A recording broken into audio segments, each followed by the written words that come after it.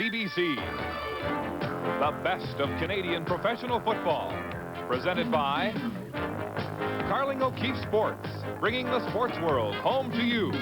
By Ford of Canada, where quality is more than a commitment, quality is job one. Petro-Canada, dealers and agents across Canada. Our energy is Canada. And now, for all the action, let's join our CBC sports crew. In the distance, BC Place on the Falls Creek area of downtown Vancouver.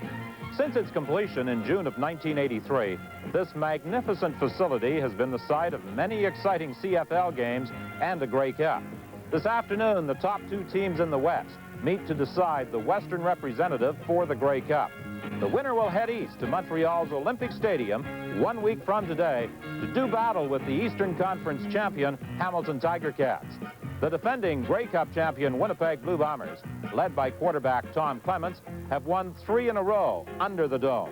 The BC Lions this year had the CFL's best record, 13 wins and 3 losses. 2 of those losses to the Winnipeg Blue Bombers in a home-and-home series back in October. So the stage is set for what is rapidly turning into a CFL West tradition. For the 3rd year in a row, British Columbia and Winnipeg in the final. Across the inlet, close to 60,000 fans are anxiously awaiting the start of what everyone expects will be one of the best played and most entertaining CFL games of the season. Working with me today, as usual, a man who made his mark as a coach and a man who made the Hall of Fame as a player. You know, Ron, as the fans can observe, BC Place is jammed to the rafters today, and I think crowd noise is going to be a factor. Well, Leo, I'm a believer in this. 2 good football teams and probably a great football game, the Western Final. You need it noisy, and what better place to have it than right here? Oh, that's for sure. And you know, the question on everyone's mind is, can the Lions win without the services of wide receiver Merv Fernandez? You know, back in 1983, they beat the Bombers and deserved the right to go against the Toronto Argonauts. The Argonauts hadn't won the Grey Cup in 31 years, but won that one. But in 1984 was a different year, Ron. Well, it sure was. The Lions had everything going for them in '83, but they come right back out to the Dome for the 1984 Western Final. Only this time, Tom Clements and the Winnipeg Blue Bombers got things going on their way, and in a big offensive performance, they went on and defeated the BC Lions 31-14, and they win the Grey Cup. So I think we're all set for probably one of the biggest games over the years, the Western Final. Joining us today again, Steve Armitage down on the sidelines, and if the noise isn't too bad, he's got a lot of things to say. What do you got down there, Steve? Ron, one of the big stories last week in the Eastern semifinal was the weather in Montreal. I guarantee you one thing, under the dome here at BC Place Stadium, the weather will not be a factor, but the noise level could be. You know, the Ottawa Rough Riders discovered that 3 weeks ago, and Cal Murphy, when they lost here 2 years ago, was very, very critical of the noise level. And with 60,000 fans in attendance, it could very, very well be a factor here this afternoon. Right now, let's meet the players for the CFL's Western Final. Ladies and gentlemen, let's meet the starting defense for the Winnipeg Blue Bombers. Wearing number 75, starting nose tackle, Stan Mikawas.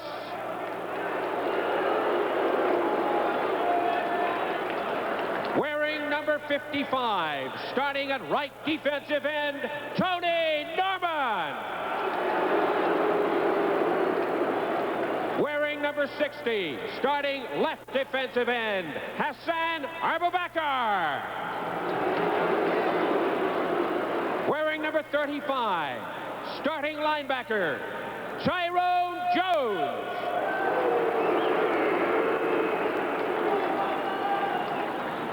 Wearing number 69, starting at linebacker, Gary Moulton.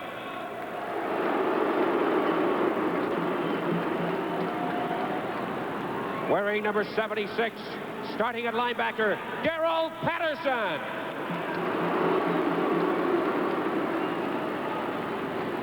Wearing number 58, starting at linebacker, James West.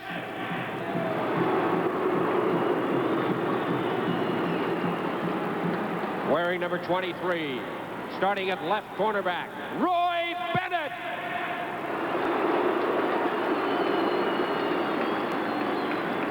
Wearing number 36, starting at right cornerback, David Shaw.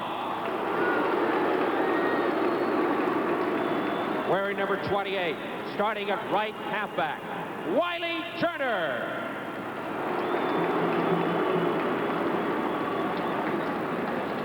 Wearing number 24, starting at left halfback, Ken Haley.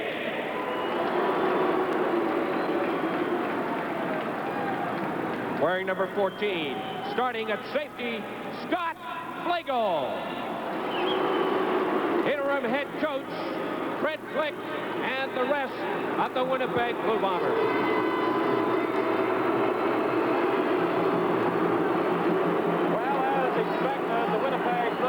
Aren't exactly greeted warmly by the 60,000 here at the stadium at BC Place, but rest assured the British Columbia Lions will be. And now, let's meet the starting offensive lineup for the British Columbia Lions. Starting at center, wearing number 52, Al Wilson.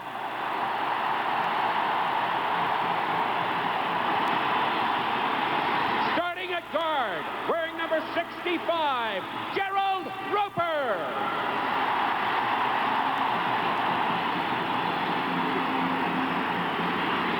Starting at guard, wearing number 54, Glenn Leonard.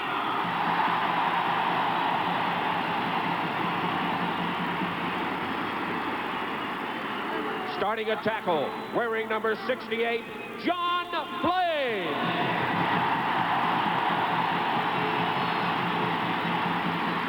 Starting at tackle, wearing number 61, Brian Illebrun.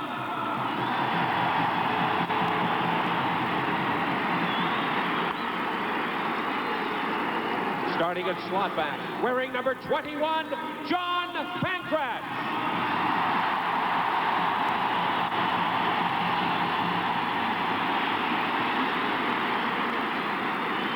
Starting at slot back, wearing number 16, Ron Robinson.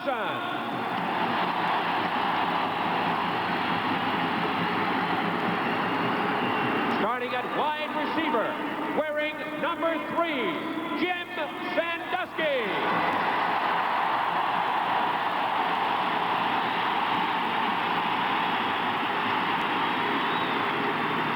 Starting at wide receiver, wearing number 8, Ned Armour.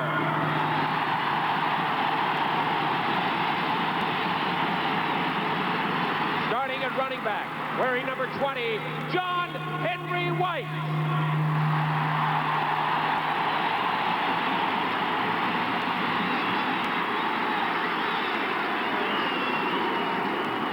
Starting at running back, wearing number 14, Freddie Sims.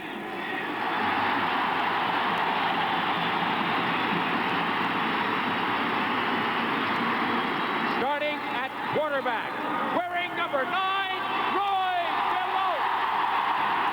Head coach John Matthews and the rest of the BC Lions.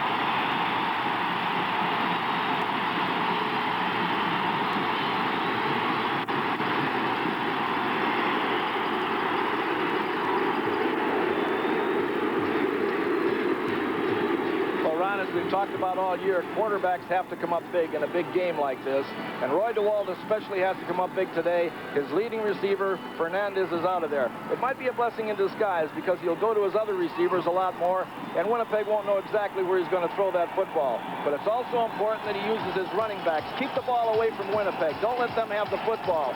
Throw screen passes, rollouts, do what you have to do to get away from the rush. Anything you can do to keep the ball away from Winnipeg and move that football down the field. Now, on the other side of the line of scrimmage, defense is important. The front four are going to have to carry that load again today. And all 3 of those 4 guys that made the All-Star team, Nick Hebler is the only guy that hasn't made it, Ron. He's going to make the selectors wish they picked him. Well, if the BC Lions are going to win today, they better control the front 7 of the Winnipeg Blue Bombers, and in particular that set of linebackers. That is the key to the Winnipeg defense. And on that defensive linebacker front, They've got a one-man wrecking crew in Tyrone Jones, who's the Shenley nominee this year for the Defensive Player of the Year. He said it all the other night at the dinner when he just goes out and knocks people down and intimidates them. The other inside linebacker, Darrell Patterson, has 2 interceptions this year. One of them was on the goal line against the BC Lions right here under the dome that helped them win. And when you talk about offense, the man that's got to do the job is Tom Clements. He plays at such a high level all the time that people expect him to be unbeatable. Today he's going to have to be unbeatable because he's facing an awful good football team. Well, we're going to get another guy for the Grey Cup finalists next week in Montreal. Let's go back to Brian Williams and see some highlights of today's Eastern Final. Thank you, Ron. Good afternoon, everyone. Western Final coming right up. Here are those highlights, Ron. I know Hamilton was only 8-8 over the regular season. Look out for the Ticats next Sunday because this afternoon they destroyed Montreal by a score of 50-26. The story in the game, number 4, Ken Hobart, touchdown. Canadian veteran Rocky DiPietro, Hamilton's opening drive. It was 7-0, still in the first quarter. Here again, Hobart, touchdown to Ingram, 32-yarder. Hobart completed the first 10 passes of the game for 230 yards. He threw for a playoff record 5 touchdown passes. Here's Joe Barnes in the second quarter to Nick Araki for a Montreal touchdown. The Concord, though, were really never in it. The day belonged to the Ticats. They're going to be very tough 1 week from today. And, of course, 1 week from today, CBC, the place to be for Grey Cup 85. Coming up at halftime, we'll talk with Al Bruno, the Hamilton head coach. We'll have all the highlights. Stay with us, folks, because the opening kickoff is up next to the Western Final as CFL 85 continues. Hi again, everybody. Well, an air of excitement definitely prevails. Don Matthews, the head coach of the British Columbia Lions, over on the sidelines on the far side of the field. And it almost appeared as though he took a whiff of smelling salts just as this game is about to get underway. I saw that. I don't believe it. I've never seen that before. Well, that's the time to take it before the game. Well, of course, the head coach of the Winnipeg Blue Bombers, Cal Murphy, is working from the spotting box upstairs. He is directing signals to Fred Glick down on the sidelines. Glick has been on the sideline since Murphy suffered a heart attack on the 28th of September. The kickoff. As this ball game is underway, Glenn Steele to the 23-yard line, stopped there by Bruce Barnett. Glenn Steele, a product of the University of British Columbia, in his first year with the Winnipeg Blue Bombers, mainly working on the special teams. That kickoff return of 16 yards. Well, as we said in the opening, Clements is expected to play so high in efficiency every game that I think people just don't realize the year that he had this year for the Winnipeg Blue Bombers. We know they got a great set of receivers. Jeff Boyd got 76 on the year. That's great. Offensive line, Nick Vestaya is the anchor up there. Shenley nominee, and what a good bunch. Well, the fans reacting early with that noise, trying to throw off the Bombers. There's the pitch on the reverse to James Murphy. What a call to start a ball game, and if the Winnipeg Blue Bombers attempted to silence the crowd, plays like that will definitely do it. Keith Gooch making the tackle, not before they got 22 yards. Boy, I like their style. That's a good way to start this thing right now. Well, what you want to see, watch this man, John Funk, will pull and make the block to the outside, and that's the key. There he goes, number 43 pulls with a man on his head, which is very unusual, and what a job. Look at the alley for James Murphy. Winnipeg first and 10 at their own 46-yard line. Clements to the sidelines. Boyd makes the catch, and he goes out of bounds with a gain of 7 yards, forced out by Keith Gooch.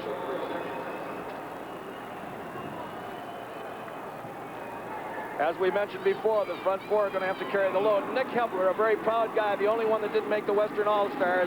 He'll be really out there today. They've got a veteran core of linebackers, a good core. Glenn Jackson has seen a lot of battles. In that secondary, Darnell Cash, he's a guy with all this speed, but they've got an extremely experienced bunch of guys, and they're ready to play. Penalty flag on the attempted draw play with Willard Reeves.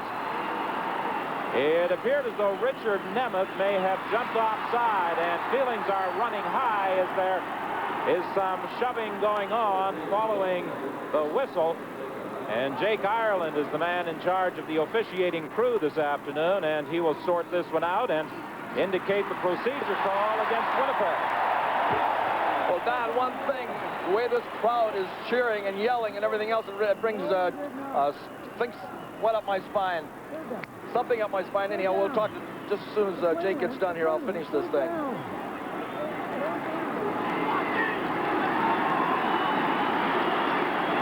I don't like your ball. Winnipeg number 62. Decline. Third down.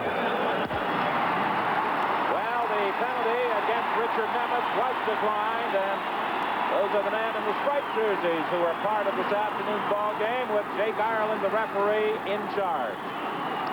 So Winnipeg will be punting on third down. Don, I don't like that call one bit from this standpoint. I think when Richard Nemeth jumped outside, the referee blew a whistle because it should be stopped when that contact is made. Willard Reeves made no attempt to run with that football, and yet they lost it down because they're going to rule that play to count. That's not a good way to start a game. Well, it's not a good way for Cal Murphy to start a game sitting up in the press box. But as I was going to say before, this crowd will bring shivers to your spine.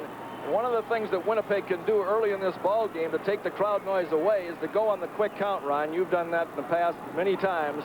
And you got to come up that line of scrimmage with your play called and go immediately before that crowd can take effect on you and drown out your signal calling. Well, they now move the yardstick marker up to the 53-yard line. What they're going to do now is give him a 5-yard penalty, and it'll be second down over, which is I agree. That's the way it should be. Well, the initial positioning of the ball created a double penalty, actually, against Winnipeg. Yeah, this is a lot better. Procedure. Winnipeg number 62. Second down repeated. Now they've got it straight. They repeat the second down. And Don, sometimes we forget in a big game like this that the officials are almost as nervous as these players out there.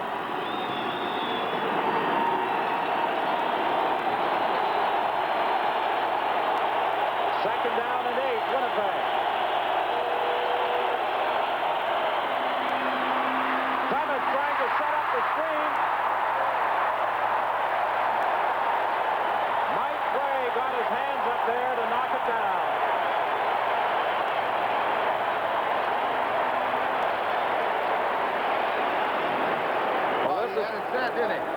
This is the one thing, Ron, that shortness at the quarterback position. When you go straight back in that pocket, they've got those big 6'4", 6'6" guys, and you've got to get that ball up in the air in order to keep it away from their hands.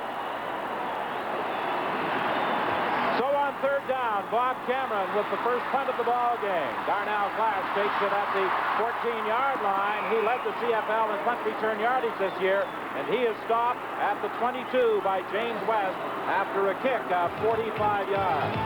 So the BC Lions will scrimmage for the first time when we return to the Dome. Back at the stadium at BC Place, it's 1st and 10 for the Lions. They are at their own 23-yard line. Roy DeWalt will not, of course, have his favorite receiver, Mervyn Fernandez, to throw to. Much has been made about the absence of Fernandez. The Lions are also missing their leading running back this season, Kevan Jenkins.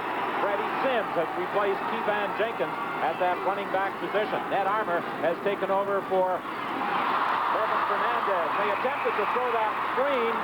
Winnipeg recovering the ball, but it is ruled an incomplete pass. That was an excellent call. The pass was a forward pass. It was just right up on top of him. Watch it come from the inside. It's going to be Wiley Turner. The ball's going to be thrown out there, and he's going to be the guy to force it. He's going to come right up on it.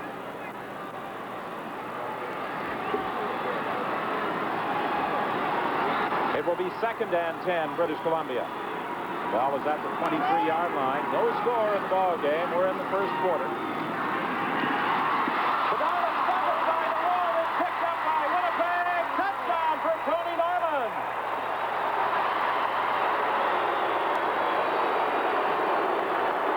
Roy DeWalt dropping back as he attempted to bring his arm back in an effort to throw. The ball simply slipped away from him. What happens in a situation like this is DeWalt goes back to throw the ball. The blitz comes in there fresh. Nobody touches the blitz. He's looking at the blitzer and forgetting about the ball in his hand. Slipped out of his hand. A touchdown. Roy DeWalt, of all people, has got to settle down his team. He's the leader out there in offense. He can't allow anything like this to happen to him early in the ball game, Don. So Tony Norman with the touchdown puts Winnipeg on the board, and the point after will be attempted by the man who established the CFL record for points this year, Trevor Kennard, and He puts it through, and Winnipeg leads by a score of 7-0. A big defensive effort by All-Star Tony Norman coming through on the blitz and grabbing that loose ball for the major score. Well, they ran a little game. The linebacker went out. Norman came around to the inside, and he was coming wide open up the middle. No one blocked him. But the Walt just flat out lost the football. And boy, when you got the defensive guy Norman that close, it's over. Well, don't you think on a case like that, Ron, it's a breakdown as far as your concentration is concerned? You know, you're a quarterback. You've got 60,000 people screaming and yelling out there. You, above all people, have got to have it under control. And when you go back and just because a linebacker comes free on you, you can't afford to lose your concentration, let that ball go, especially in touchdown area. Well, the Blue Bombers congratulate Tony Norman at the Winnipeg bench, and we offer our congratulations to Al Bruno and the Hamilton Tiger Cats for winning the Eastern Championship this afternoon, 50-26 over the Montreal Condors. And we look forward to seeing the Ticats in next Sunday's Grey Cup game at Olympic Stadium in Montreal. And, of course, you'll see it all right here on CBC television. Boy, they paid their dues, Don. They've had a lot of criticism over the last couple of years, but they come back and they've done everything they had to do, and they didn't fluke their way into this Grey Cup. Boy, they fought their way into it, and with a convincing win over Montreal. Tyrone Jones hitting Darnell Clash on the kickoff return at the 13-yard line. Well, that's the man we talked about in the opening, Tyrone Jones. He's the only guy in the world that volunteers for special teams, and he did the job on the special teams right there. He walked into a coaching office before the semifinal against Edmonton and said to Cal Murphy and Fred Glick, I want to play on those special teams. So he got his wish, and he came up with a big play for Winnipeg, stopping Darnell Clash. DeWalt throwing out into the flat. It's incomplete, looking for Ned Armour. And while we have a moment, let's talk about the tremendous imposition on the BC Lions without Mervyn Fernandez in there. Well, what can you say? I think he is, without a doubt, maybe the best receiver I've ever seen play in this league. He can do it all, and I think Cal Murphy summed it up best today when he said he not only is fast and can catch, but he can out-jump a kangaroo. So, I mean, that's a big, big compliment. And, you know, on that last play, as Ned Armour broke out, he broke out a little deep instead of breaking out as crossing the line of scrimmage. And when he came back to the huddle, DeWalt got on his back because they just haven't worked together that much. 2nd and 10. DeWalt snuffs out of the pocket, throwing deep. He's looking for Robinson, incomplete. Robinson in a foot race there with Ken Haley. And the BC Lions are forced into a kicking situation, but DeWalt airmailed that one, and the Winnipeg Blue Bombers defensively also did what they wanted to do, flushed DeWalt out of the pocket. And what impressed me when you say he let it go a long way, watch him throw it. He's not on the greatest throwing motion. He's a little off balance when he lets it go on the run. And boy, he threw it a long way. And it was a very great defensive play because Robinson came back to the ball well, but one hand got in there from Haley and knocked it down. Hassan Abubakar, who is replacing John Sturdivant at the defensive end position, was the man pressuring Roy DeWalt. 3rd down kick by Lou Bisaglia, a good one. It chases Steele back to his own 40.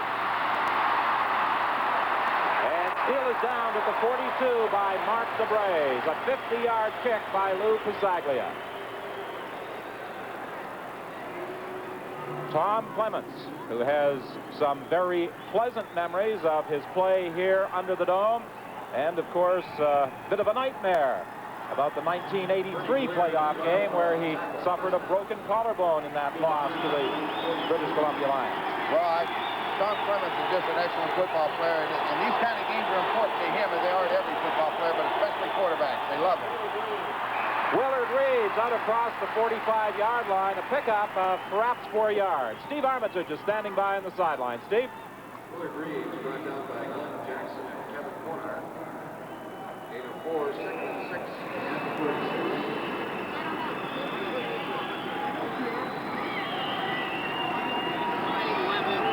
Well, Steve, obviously we have some microphone problems. We'll try and get back to you just a little later. It is 2nd and 6.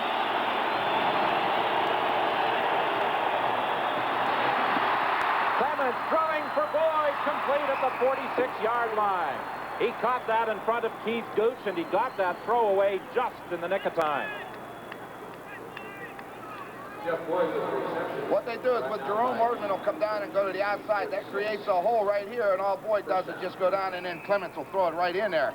Watch. Erdman goes to the outside, There goes the defensive back with him, and now Jeff Boyd goes deep, curl into the hole, and come back and catch the football. And that's what you got to do.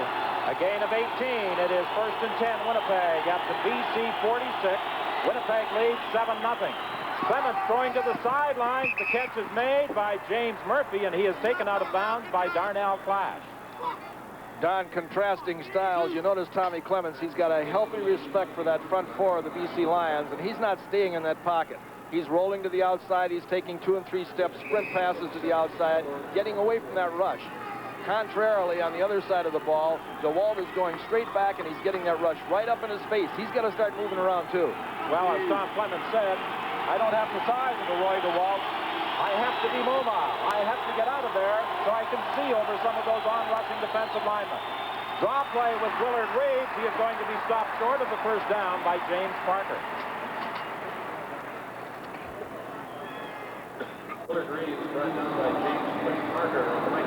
They are going to be about 1.5 yards, maybe even 2 yards short, so that prompts a decision at the Winnipeg bench to send out the field goal unit. You know, as you said, Ronnie, Tommy Clements has come up big in almost every big game that he's ever had to play. He's had a background of big games from the time that he had his collegiate background at the University of Notre Dame, and he's just a kid that gets up for the big games. Field goal attempt is wide. It will sail through the end zone, a single point, and Winnipeg moves in front by an 8-0 score. So Trevor Kennard misses on his first field goal attempt of the afternoon, but does come up with a single point, and will return after this message. Well, the grammar may not be particularly good, but that is certainly a fact. Covering Mervyn Fernandez has been a difficult assignment. Stopping Freddie Sims proved to be difficult for the Winnipeg Blue Bombers, as he picked up a first down with Wiley Turner finally bringing him down. Well, you're going to see this. This is what I referred to before the game. They've got to use their ground attack and these running backs, and they've got to keep the ball away from the Winnipeg Blue Bombers, have a little bit of success. I don't know what Roy DeWalt has to do to earn the respect of these fans, but he's had a great season, and he shouldn't be ashamed. Freddie Sims again. Sims tried to get outside. He's stopped at midfield by Gary Moten. That will be a pickup of 4, make it 2nd and 6. Actually, the Winnipeg Blue Bombers, in their preparation for this game, indicated that they were quite concerned about Freddie Sims. People were asking the Winnipeg coaching staff about preparing for Sims as opposed to Keevan Jenkins, and they have a great deal of respect for Sims. Well, he's a little stronger. He's bigger. He's about a 200-pounder. Keevan Jenkins is light and quick, but Freddie can run over him. 2nd and 6, BC from the midfield stripe. They give it to Freddie Sims again. He'll be close to the first down.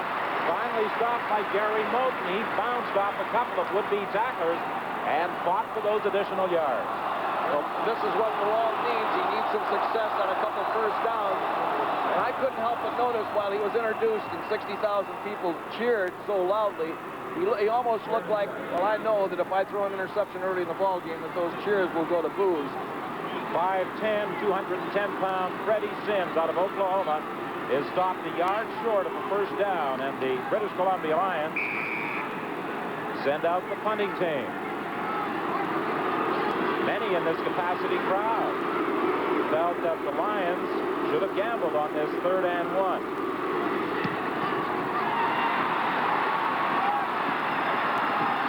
Glenn Steele takes it on the sidelines, and he is stopped at the 19-yard line by Bruce Barnett.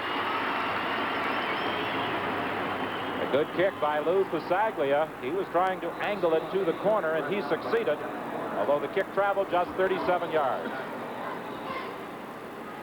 Well, over the years, Ron Lancaster certainly has some fond memories of playoff passes he threw. You may have completed a few more, Ron, had you been able to play under the dome instead of some of the inclement weather up the prairies over the years. That's what we were talking about this morning, walking around outside. It didn't seem like a Western Final without cold weather and hard ground. There's that screen to Jeff Boyd. That's been a very effective play this season for Winnipeg. And Jeff Boyd, who ranked 2nd in touchdowns as a pass receiver behind Mervyn Fernandez, picks up 23 yards. Watch the blocking. Joe Poplawski and Sean Kehoe make the blocks on the people that get him to the outside, and that's where Keith Gooch doesn't want him, out there. Get him back in there where you got help. All week, the coaches of the BC Lions told us that Nick Hebler would be starting at defensive end. He has not played it out. Benny Jones is playing at that defensive end position. Hebler is not in the lineup. Darnell Clash intercepts the pass. He has a convoy down the sidelines, and he returns it to the 52. A poorly thrown ball by Clements, and Darnell Clash was in position. What you see on it is very simple. Darnell Clash didn't bite it all on the out toe. The wide receiver went down and went to the outside, and then when Darnell Clash bites, then you go deep, but Darnell Clash sat back in the zone, and look at it. He's in great position to intercept it. First good defense. At the Winnipeg 49. Further than Nick Hebler, we understand he may be in the coach's doghouse because word is that he missed a practice this week. First and 10, the ball is at the 49, the gift to Freddie Sims, and he is stopped by Gary Moten. Steve Armitage, what have you got to report? Don, I can add to the Nick Hebler story. Apparently, he was told by the coaching staff that he was going to split the duties with Benny Jones Jr. He did not like that idea, and he skipped that practice, and that's the reason he did not start this afternoon for the BC Lions. He may not be splitting any duties at all. He may be on the bench the entire game. Sideline pattern to Sandusky, first down. Don, I think it's real important that the BC Lions make a couple good first downs right here. Yesterday, I noticed as DeWalt goes back here to pass, and he hangs the ball in there perfectly. But yesterday, I noticed as they come out to practice, they were ready to play yesterday, a little bit too early. And they've shown that out here today, that they're a little bit too anxious. Now when they settle down, they're going to make a football game out of this. Well, Sandusky will be forced to carry much of the load this afternoon in the absence of Fernandez. To Ron Robinson, touchdown!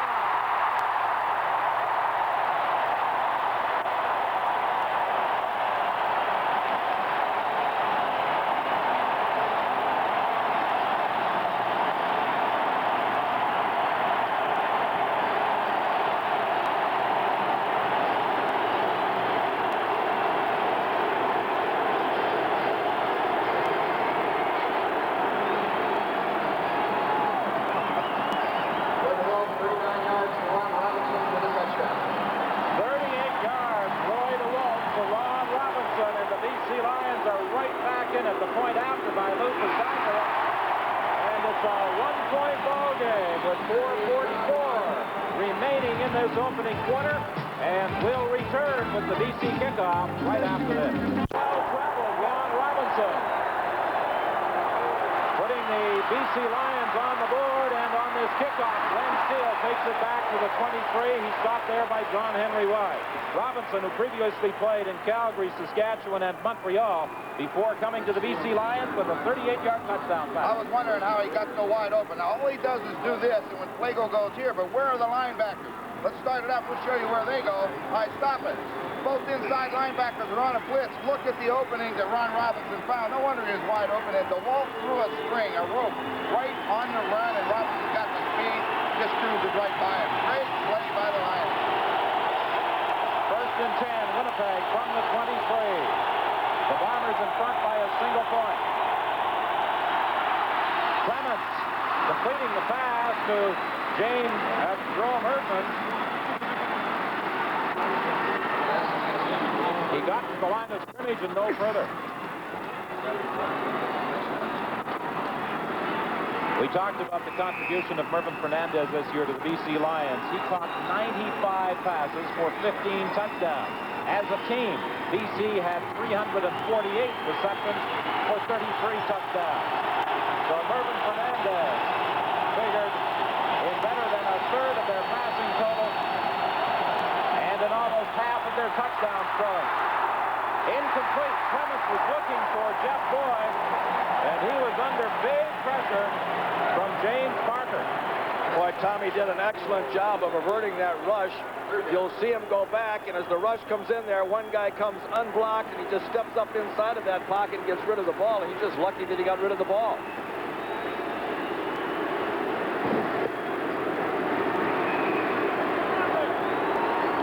Now, we've known Nick Hebler over the years and the kind of a character that he is and how much he likes to play. I'd hate to be the coach over there on the sidelines trying to keep him out of this game.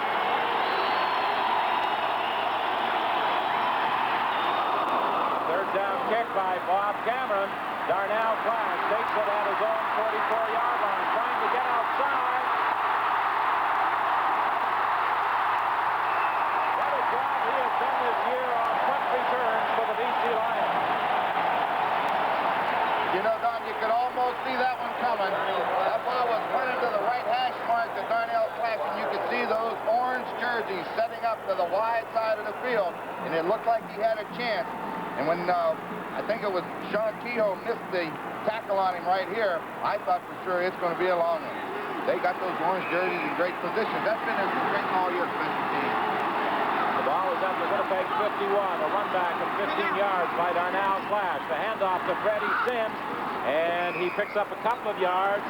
Hassan Abubakar is the man who brought him down. There's Darnell Clash, who this year just missed, bettering the league record for punt return yardage. Well, he's a good one, and they put him back there by himself. And the thing is, you know, that so many kids was trying to kick away from him, but he manages to get that football anyway. Recommended to the BC Lions by an ex-member of this football club, Rocky Long. Incomplete. Scott Flagel was all over John Pancratz, and the BC Lions will be forced into a punting situation. Now, the thing you got to notice out here is that the BC Lions have gotten over their early game jitters, and they've settled down now. With the Winnipeg Blue Bombers, Don, they've been there. They've been to the big game. They've won the Grey Cup, and they didn't have that early jitter start. But right now, it looks like it's about even, and it's going to be a heck of a ball game. Stands at his own 49-yard line. He'll try to angle this one out of bounds. It's taken by Glenn Steele. Now they're going to rule. Is it out of bounds? Yes, at the 1-yard line. A 48-yard kick by Lou Pasaglia, and he nailed that one perfectly, putting it out at the 1. Well, let's look at it. Steele knows he does a great thing. Gets in the end zone, makes the catch, but that referee is right there. That is a great kick. The referee spots it on the 1, a bad place to start. You know, I'm always a believer that first-place team has a 2-week layoff, and their first quarter is going to be sluggish.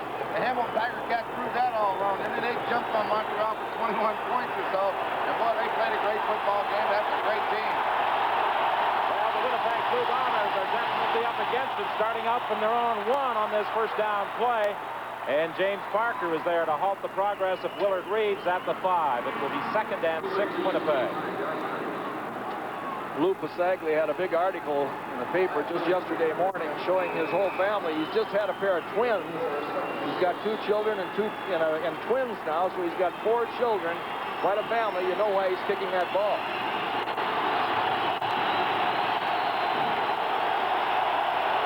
1:25 is the time remaining in this opening quarter. Clements completes the pass, and the man on the receiving end is Joe Poplawski. The nominee is the outstanding Canadian player in the West. There's a penalty flag on the play. It will be brought back.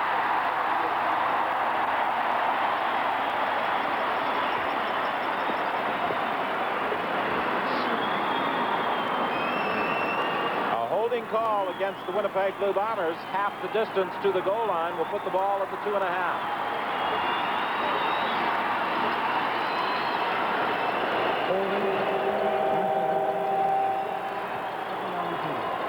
I believe he said 29 as the violator, and that would be Jerome Erdman, the slot back.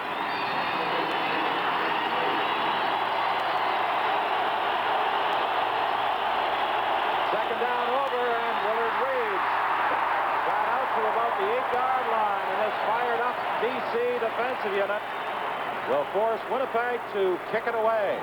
Willard Reeves brought down by Kevin Conard. Willard Reeves, for the second consecutive year, the leading rusher in the Canadian Football League. Last year, of course, he was the Shenley Award winner as the country's outstanding player. Darnell Clash, 5'10", 170 pounds, out of Wyoming. And every time he receives that ball in a punting situation, a buzz of excitement runs through the crowd. And you know, Don, there's an old saying that you don't win games like this, you lose them by mistake. And that holding penalty really cost the Winnipeg Blue Bombers because Tommy Clements had got them out of the hole. And now it looks like the BC Lions are going to have excellent field position. Good kick by Bob Cameron. There's a penalty flag in the end zone. I believe roughing the kicker will be charged against the BC Lions as Benny Jones came in on Bob Cameron. That comes with 32 seconds remaining. And that would give Winnipeg a first down. Well, go ahead, Don. Whether it's roughing or contacting, we'll have to wait and see what the referees call. You're right. It's the first down. Well, they lost one on the first down. Clements to Paplaki, they got it back. Contacting the kicker, BC number 60. First down. Well, let's see just what happened. See, there comes Jones. The punt is in the air. And Benny Jones, who has replaced Nick Hepler at that defensive end position, was the man who made the contact with Bob Cameron. So the Blue Bombers retain possession. They are at their own 17-yard line. They fake the reverse, give the ball to Willard Reeves, and he picked up 3 yards before being stopped by Kevin Conard. Just 6 seconds remain in this opening quarter. Winnipeg in front by a single point. These two teams battling for the right to face the Hamilton Tiger Cats in next week's Grey Cup game at Olympic Stadium in Montreal. And Ron Lancaster, Leo Cahill, and I will be there to describe all the action as we bring it to you on CBC television.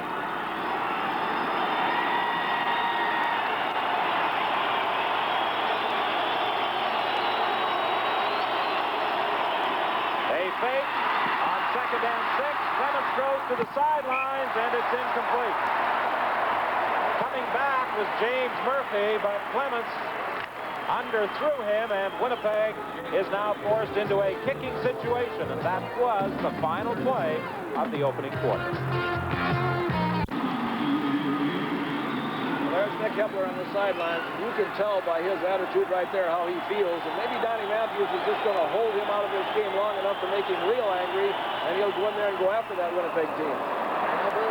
Val Bird was going after the third down punt by Bob Cameron. It bounces to Darnell Clash. What moves he has got. He got across the midfield stripe. He got away first from James West and then Ty Jones. A 44-yard kick by Bob Cameron and an 11-yard run back by Darnell Clash. 8-7 the score. Winnipeg leading British Columbia in this Western Conference Championship battle.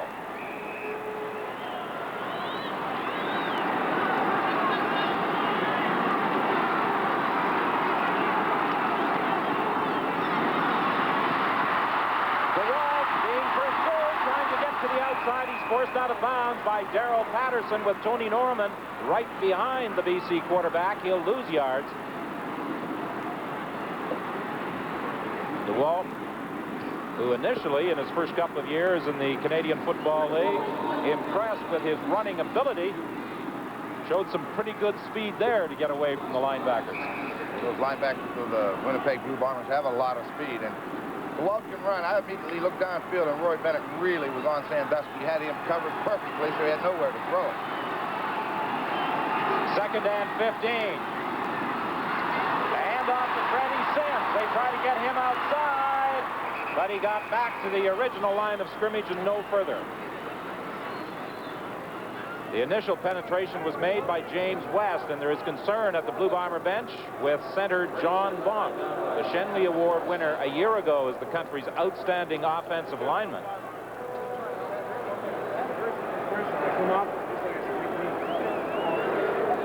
He apparently has injured a knee.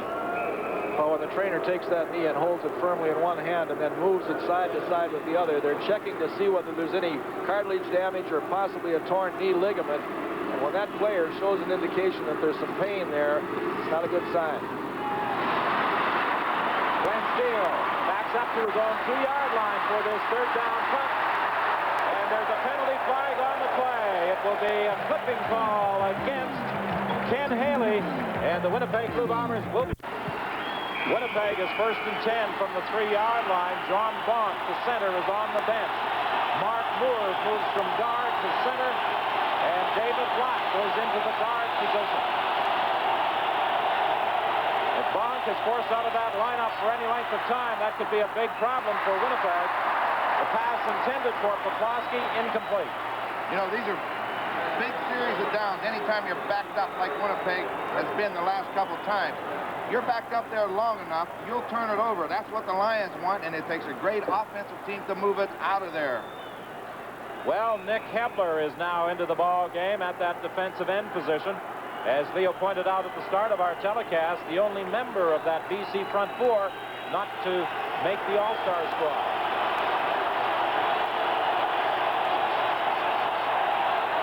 Second and 10. Clemens throws complete to Poplawski. Very close to a first down. Let's see where they spot it. It will be a first down at the 15. Boy, oh boy, Rod, is that a big first down. As you said, you'll see Joe Poplawski being manhandled coming off the line of scrimmage, get up off his knees, turn to the outside, make a fine catch, and get that first down. And that is a big first down. Down there in the shadow of your goal line, you got to get out of there because punting out there would give the BC Lions excellent field position. Poplawski, who previously has won a Shenley Award as the outstanding rookie and the best Canadian. He's up for the best Canadian award again this year. Deep down the sideline for Boyd. Incomplete. He was being covered by Darnell Clash. Clemens attempted to go for broke with that throw to Jeff Boyd. Well, Darnell Clash played it well. Clash gets sent to the outside. He didn't allow Boyd outside, so Boyd went inside. But Tom, as you're going to see, he's going to take a good hit. He had to let it go. He threw it to the outside where he hoped Boyd would be. And Michael Gray, what a year he's had. He leads the Lions in sacks, and that's when you can be ahead of James Parker at the end of the year, you've had a good season. Well, Gray is the Western nominee as the Rookie of the Year in the Shenley balloting. We'll have those Shenley Awards for you on CBC television on Thursday night. Willard Reeves fought his way out to the 20-yard line, but he is 6 yards short of a first down, so Winnipeg is forced into a punting situation. Boy, I watched Nick Hebler on that play. He delivered a blow on the offensive blocker, tried to overcome the blocker by throwing him aside to get to the pass rush, then recognized the run, went to the inside, and made the play, just as well as you can play it. So maybe sitting him on the bench helped a little bit. 11:40 is the time remaining in this first half. Winnipeg clinging to a 1-point lead. Turnovers have led to both touchdowns. The fumble recovery by Tony Norman for a major score, and then the interception by Darnell Clash that helped BC with a pass to Ron Robinson. Nelson Martin took that third down punt, and he was forced out of bounds at the 49-yard line. John Bonk having a tape job done to his knee by Ross Hodgkinson, the Bomber trainer, so that is an indication perhaps that Bonk will be returning. Yeah, they don't have the ice bag on it, so they're just going to strap it up, give him some more support on the outside of that knee with the tape. I think he will be back. First and 10, the ball is at the 48-yard line. Trouble. He is dropped for a loss back at the 51. Tyrone Jones was the first man through, and then Hassan Abubakar finished the job. Well, the ball's back in the pocket. He's looking to his left. He gets the pressure from there, has to pull it down, the receiver's covered, and they come up from the backside, they dump him. That's what we said in the opening. You better control that front seven of the Bombers if you're going to beat them. He came to the Bombers via the Minnesota Vikings of the NFL, and today is replacing the injured John Sturdivant. By the way, at halftime, we will have Al Bruno, the head coach of the Hamilton Tiger Cats, joining Brian Williams to talk about his 50-26 victory today over the Montreal Contours. Ned Armour with a big first down to the 35 of Winnipeg.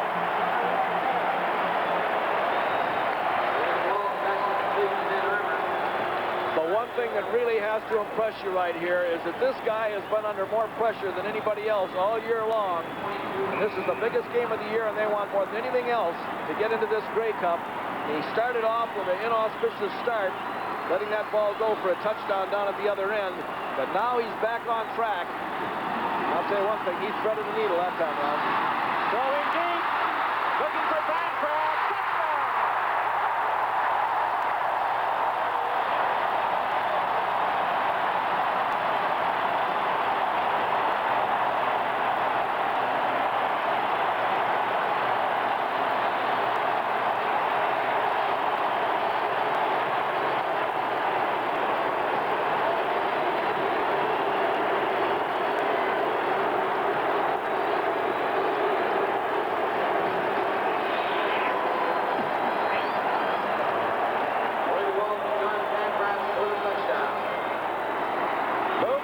With the point after, as the BC Lions have the lead for the first time in the ball game.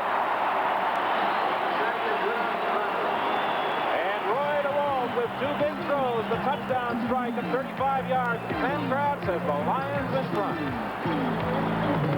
Well, so far this game has been everything we anticipated it would be.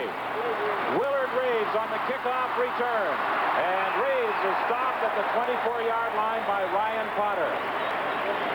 Ned Armour set it up with a 22-yard gain on second down, and then Pancratz scored the touchdown.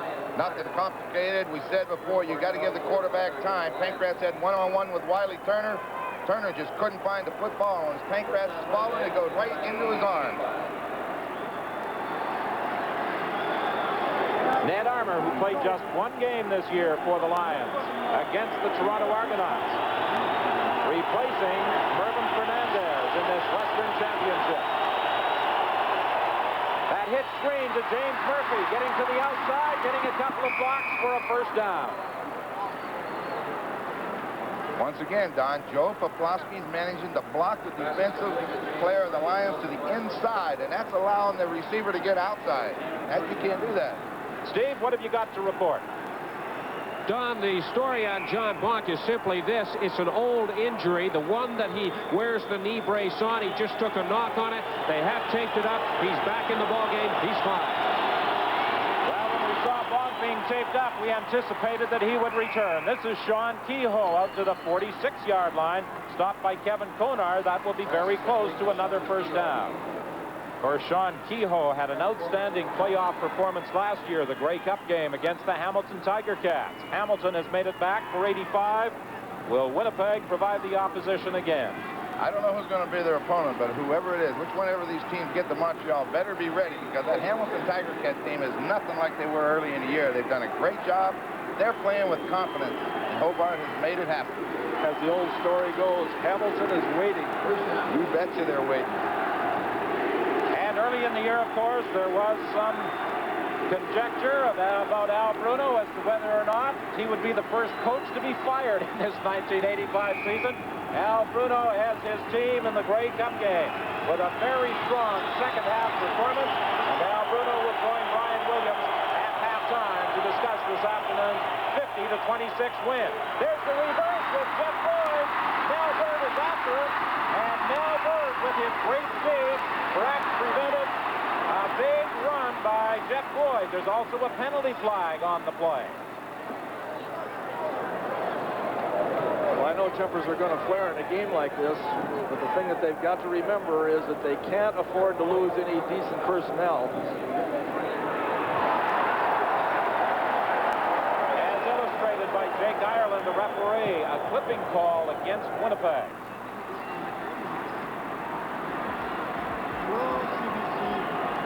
Fred Glick, who through the first part of the season was responsible for the linebackers, thrust into a head coaching role with a heart attack that took Cal Murphy out of the lineup. Clipping, Winnipeg number 21, first down repeated. The clipping call against James Murphy. It's 1st and 25 back at the 31-yard line. Where you don't want to be. Long yardage against the Lions. That defense is tough. In situations like this, they'll pin their ears back and go after you. Penalty flag. I believe Richard Nesmith's move prior to the ball being snapped. It's deflected into the hands of James Murphy, but I think it's going to be called back regardless. It's going to be called back, I'm almost certain. Don, it looked to me like Richard Nemeth was offside, the left offensive tackle. And there is also an injured player. That's Larry Crawford down. He collided with Joe Poplawski when that ball deflected into the hands of James Murphy. While you watch the collision, Larry Crawford is just sitting back. He'll just sit back and wait like he should. Now he goes to the football. Watch the collision.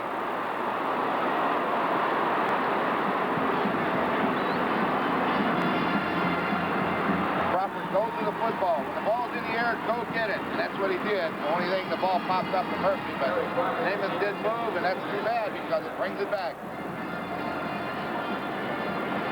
The big story all week has been Mervyn Fernandez. Would he or wouldn't he? He's standing by with Steve Armitage. Don, when Ned Armour took that pass from Roy to Walt, nobody was happier than Swervin Merv Fernandez. You're pulling for your replacement. Of course. I know Ned can do the job, and he will do the job. He's like a racehorse. The more work to get, the better he's going to get at it. Merv, I know it's frustrating for you. Will we see you if the Lions get in the Grey Cup? I'm really not sure at this point. We'll just have to take it day by day. Hopefully we can find something to speed up the healing process, or if not, maybe it'll be better before the Grey Cup. I don't know at this point. Thank you, Merv. Good talking to you. Don? Well, regardless of whether his teammates are there, Mervyn Fernandez will be, because he is the Western nominee for the Shenley Award as the country's outstanding player. He will be contesting that honor with Ken Hobart of the Hamilton Tiger Cats, and of course you'll see the Shenley Award Thursday night on CBC television. The pass complete to Poplawski. He's dropped down by Darnell Class. Consecutive penalties had put Winnipeg in a 1st and 30 situation. Very difficult on a 1st and 30 situation, as you say. Joe's just going to be a delay man. He helps block a little bit, tries to sneak underneath. Very difficult to get 30 yards on anybody on any given play, and they're smart. Take what you get. If you have to kick it away, every yard's important. From the University of Alberta, Joe Poplawski picked up by Winnipeg when Tommy Scott signed with the Edmonton Eskimos. Poplawski, the receiver, wide open, 1st down, brought down by Mel Bird. All left. Go ahead, Leo. I was going to say, Ron, is all afternoon they've been throwing that hitch pass to the outside. And that time they set up the hitch pass, but Poplawski, instead of blocking like he normally has done, he faked the block and went right downfield. Tommy pumped to that outside guy and then laid it right up to him. Just a perfectly executed play. Yeah, he went right at Keith Gooch like he was going to block him, and just turned downfield, and Gooch fought it and come up, and he was open behind him. Absolutely. 6:22 is the time remaining in the half. Winnipeg 1st and 10 from the 52-yard line. James Murphy overthrown by Tom Clements.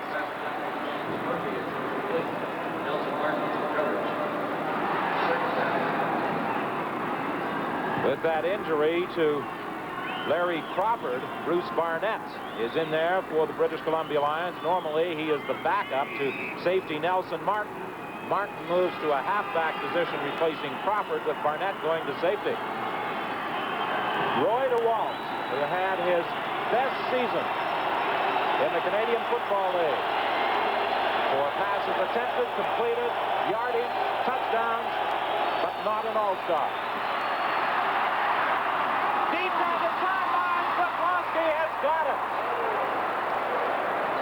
Joe Poplawski, who has a history of coming up big in the important games, makes a tremendous catch for 32 yards in front of Mel Bird. Well, it's a great move by Poplawski. It's a little play-action fake off the counter. He'll fake the Reeves. Now, Joe goes down and breaks to the outside. Boyd comes inside, and then Poplawski goes right up the sidelines.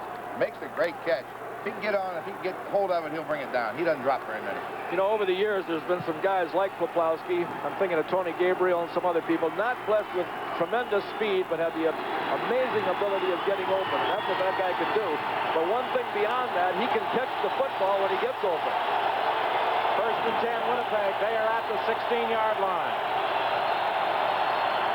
Murphy incomplete. He was being covered by Darnell Clash, and it almost appeared as though Murphy stumbled at about the 5-yard line.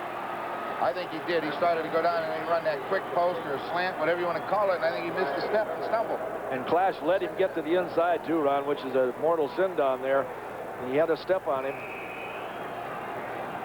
Second and 10, Winnipeg at the 16 of BC. 14-8, the Lions lead the Blue Bombers in this Western Final. The winner will face Hamilton in the breakup game next Sunday. We'll have it all for you on CBC television. Clements going into the end zone. Touchdown! James Murphy came across to make the catch. I think it was intended for Joe Poplawski. Poplawski was sent flying just in across the goal line. And when the intended receiver and the defender went down, James Murphy came scooting in behind the play to make the catch. Well, you know what they say. There's an old saying, it's better to be lucky than good, and I agree. Watch, he's going to be looking at Poplawski's where he throws the football. Just threw it, and then Murphy comes out of nowhere. He kind of threw it and just got out of the way. And it's one of those plays that Tommy would have been embarrassed if it was intercepted down there because he just let it go at random. But James Murphy was there. And as you say, Ron, it's better to be lucky than good. And the point after by Trevor Kennard puts the Winnipeg Blue Bombers back in front. 15-14, the Bombers lead. James Murphy with the touchdown. 4:37 is the time remaining in the half. We'll have the Winnipeg kickoff after this. Trevor Kennard preparing to kick off with Winnipeg leading by a single point. The ball bounces away from Darnell Clash. He has to chase it into the end zone. Clash will try and run it out. And he flips the ball out. And Sandusky is taken out of bounds by Willard Reeves. A dangerous type of play at that position on the field. Well, what else would you expect out of Darnell Clash? The way he runs, punt returns. Same thing on the kickoff return. He let it get away from him, and then I was surprised he brought it out, but he made a good return. But when he flipped it up, I thought, uh-oh, watch it. Well, you see the touchdown. You see Poplawski really gets drilled, but Murphy shows up. You know, we said better to be lucky than good, but it's amazing. The harder you work, the luckier you get. And that's the way Poplawski is, and the whole team football club has to be like that. First and 10, BC at the 18-yard line. They trail by a single point. The handoff to Freddie Sims. He got to the 20-yard line. It will be 2nd and 8. Well, wherever you're looking in, we hope you're enjoying this Western Final as much as we are in bringing it to you. And for some of the viewers in the Maritimes and in Eastern Canada, of course, it is good evening. And across the prairies, it's still good afternoon.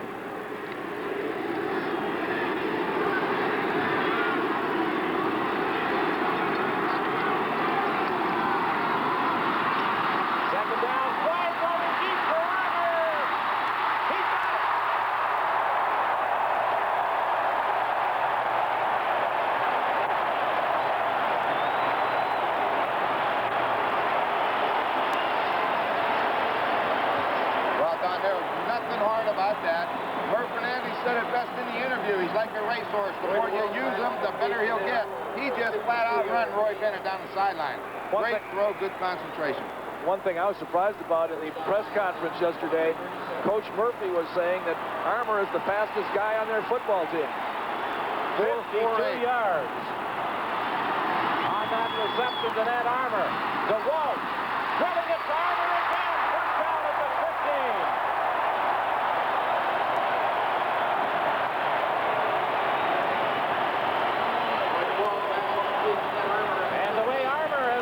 In this championship game, you wonder how effective the Lions may have been during the regular season if they had both Armour and Fernandez. We'll be back right after this. With 3 catches for 96 yards as the BC Lions in position to take the lead once again. As time runs down in this first half of the Western Championship game, 1st and 10 from the 15. They try and dump it off to Freddie Sims. And he was stumbling coming out of the backfield. It is incomplete. At halftime, we will have the coach of the Eastern champion Hamilton Tiger Cats joining Brian Williams to discuss that 50-26 win over the Montreal Concords this afternoon. And we'll also have the East-West All-Star presentations, the statistical story of this game, and the first half analysis from Ron and Leo.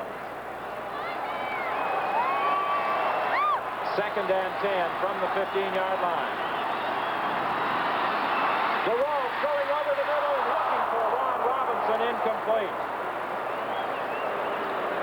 Robinson scored the first BC touchdown on a pass from Roy DeWalt. And that means on 3rd and 10, Lou Pasaglia comes into the ball game. Roy DeWalt, when he let that ball go, he knew he was a little bit off target, and as he lay it on his back there, he just grabbed his helmet in anguish because he knew that he had Robinson open on that post pattern, and it was just a matter of getting it to him.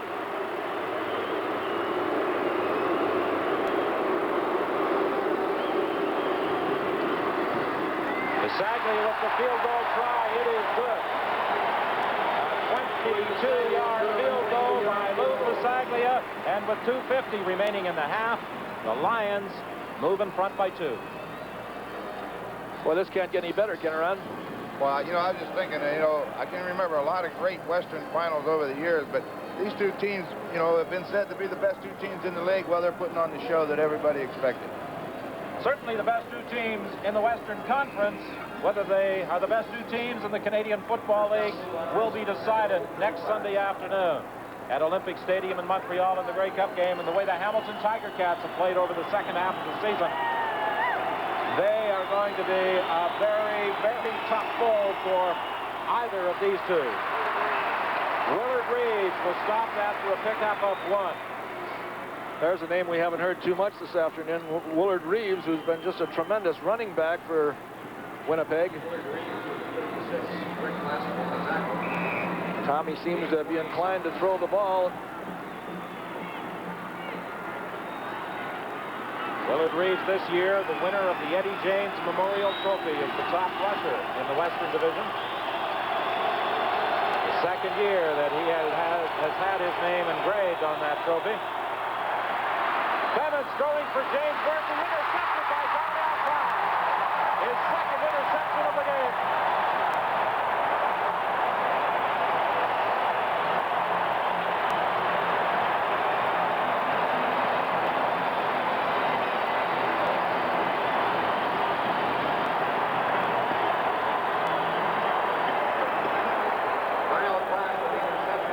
The ball was really underthrown, and it's because of the pressure. As he steps to throw, anytime you're going to throw the football and you got those guys coming, you just don't get enough on it. And you can see by the throw, very poorly thrown football, underthrown.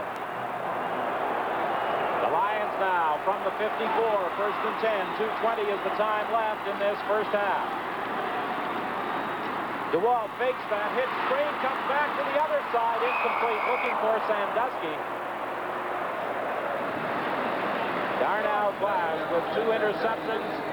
Some sparkling punt return work, and very definitely a candidate for our Carling O'Keefe Defensive Game Star Award. Well, I would say so. He's doing about everything you can ask him to do out there today. He's been a very steady performer all year, so you expect him the same today. Well, one thing that we've seen, Don, since Fernandez is not in there, Pancratz cut a touchdown pass, Robinson a touchdown pass, Ned Armour's made a great contribution. I think that was the first pass thrown to Sandusky, but he's spreading it around. 2nd and 10. Winnipeg going good. They got it. The ball is good. And who got it? Stan Mikowas has it. Winnipeg will take over the second time that the ball has been jarred away from Roy DeWalt. The first time Winnipeg scored a touchdown on the recovery by Tony Norman. That time Stan Mikowas was there after it was deflected by a number of people. Stan and Don Matthews are taking a look at the screen, the replay screen inside the stadium. Last year, turnovers killed the Lions against the Blue Bombers in the championship game. History may have a way of repeating itself. Turnover will get you in any football game, but again, it was a pressure by the front seven and particularly the linebackers. There's the pitch to James Murphy on the reverse. Larry Crawford slowed him up, and then Darnell Clash came in to finish the job. Boy, Larry Crawford played that about as well as you can play it. He had a blocker on him in the open field. He shed the blocker, stayed to the outside, and made sure that he got that guy turned back to the inside where the traffic was coming from, and just did his job. Good to see him back in the ball game, too, because in the event that he did get hurt, he's the only guy that can go in there and play that cornerback position if one of those cornerbacks get hurt. So he's very valuable to that defense. 1:49 is the time remaining in the half. It's 2nd and 4. Clemens almost intercepted. Kevin Konar deflected that ball, intended, I believe, for Joe Poposky. And it almost went into the hands of Darnell Clash for the 3rd time. This was another one of those I wasn't really sure who he was throwing it to, because you see Poplawski to the inside, and that goes through him, and Jeff Boyd's about 5 yards behind him, also turned to the inside. Winnipeg will try and regain the lead with a Trevor Kennard field goal attempt from 34 yards out.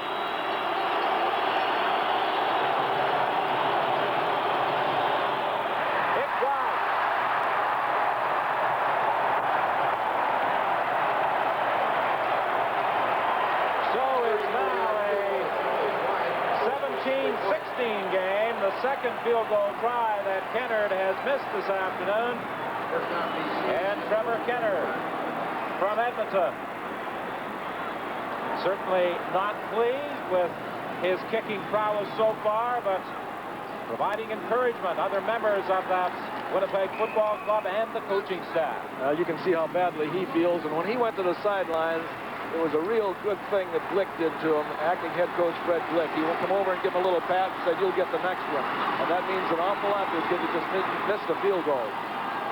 1st and 10 from the 35. There's the draw play with Freddie Sims. He broke one tackle and is thrown out of bounds at the 39 by Ken Haley. Freddie Sims knocked the touch at the 39, gain of 4, 2nd and 6. And Ken Haley is the injured Winnipeg player, but he gets up and heads back onto the field. Haley was limping following yesterday's practice session. As a matter of fact, he did not stay on the field the entire time. He was late getting back into that defensive set. There's the screen to John Henry White, and he is brought down by Gary Moten. John Henry White is a directional runner, and that was a well-designed screen. He had the rush coming at him full blast that time, and he just dealt it off to John Henry. Actually, the offensive lineman out there slowed him down a little bit. He also had to outrun the offensive lineman in order to get that first down.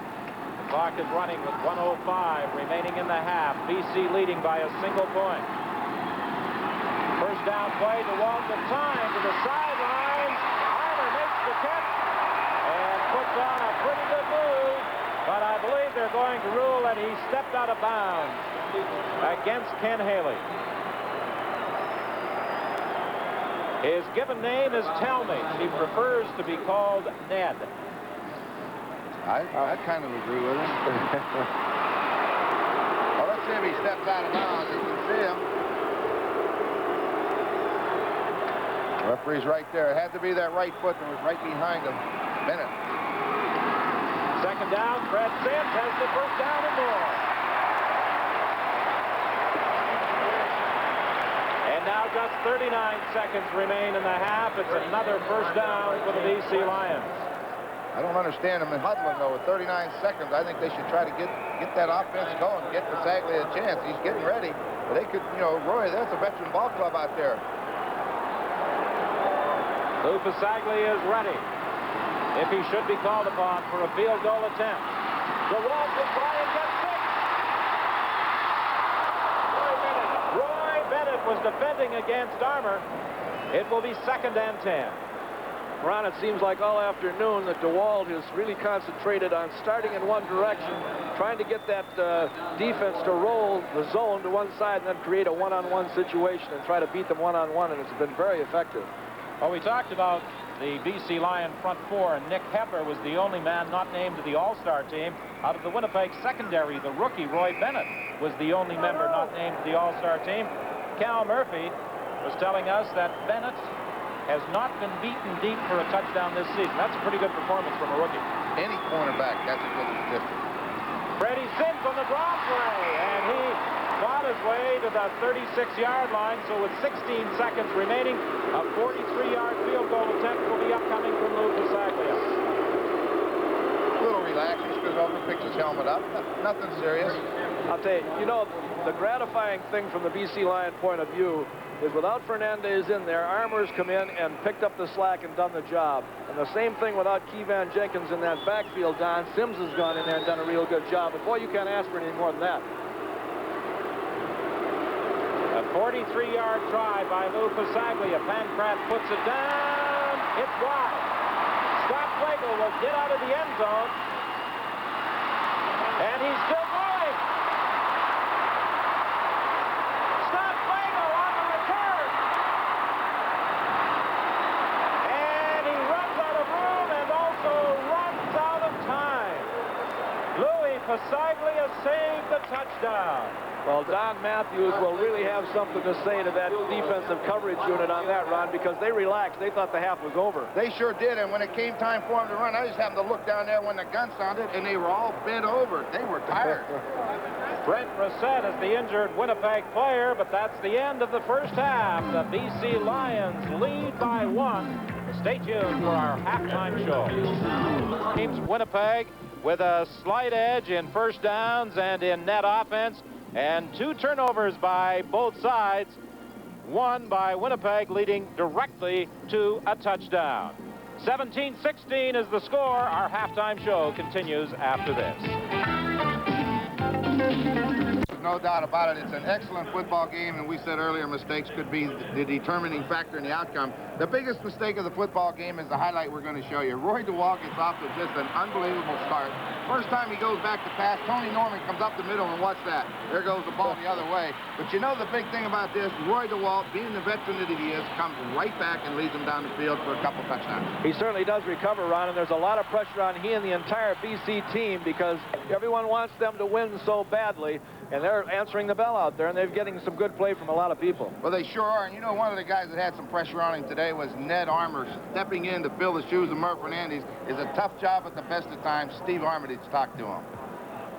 Ned, that was a very exciting half. I guess you expected nothing less from these two teams. No, I'm not. I'm expecting to go down to tooth and nail all the way, and hopefully we get by with more than just skin of our teeth. And Winnipeg is playing us fairly open in the defensive secondary, so what we're trying to do is just go underneath them and catch and run underneath them with the slots and myself. Ned, when you found out that you were replacing Swerve and Murph Fernandez, did you get much sleep? No, it's like being elected president overnight or something. You know, it's like Murph took all the bouts in the championship battle, and now I got to go in and fight Muhammad Ali. You've had 4 receptions for just over 100 yards. Did you expect to get the ball that much? Not actually. I thought maybe Ron and Pancras and Jim Sandusky would be doing most of the catching since I was filling in. You can tell I'm a little short of air. Ned, congratulations on an outstanding first half. Good luck in the second half. Thank you. And in the second half, Cal Murphy has moved to the sidelines behind the Winnipeg Blue Bomber bench. Now, I know there was a problem up in the spotting box prior to the start of the game.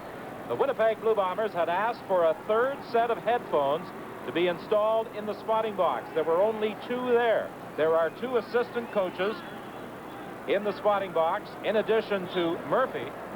And I would assume that because of the problem in communicating from the spotting box to field level to Fred Blick, Cal Murphy, for this second half, has decided to go to the sidelines. Well, the big thing with communication, if Cal's there with no headset, he has to tell Cal Sartori or Mike, then they have to transfer it down. There's just not enough time for that. You got to be able to talk directly to people to make quick decisions, and that's why he's down there. Well, I certainly hope this isn't going to reflect on Cal's health at all down there, but I know one thing for sure, Don, that those players on the sidelines get a big boost just seeing him down there. Not that Fred Blick hasn't done a wonderful job, but Cal Murphy being on those sidelines means an awful lot to this football team. Indeed it does, and Trevor Kenner kicks off to start the second half. The ball bounces to Mel Bird at the 10-yard line. Mel Bird finds an opening, and he has some blocking help.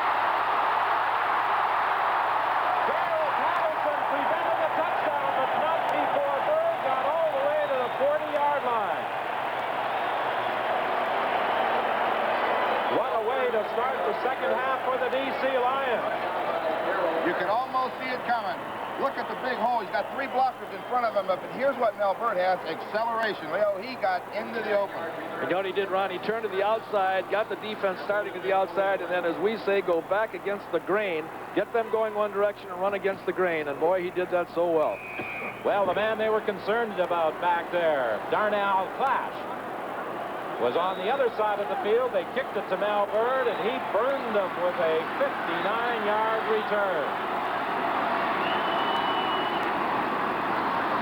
DeWalt complete to Ron Robinson at the 35-yard line. Stopped there by Ken Haley. That will be a gain of 6.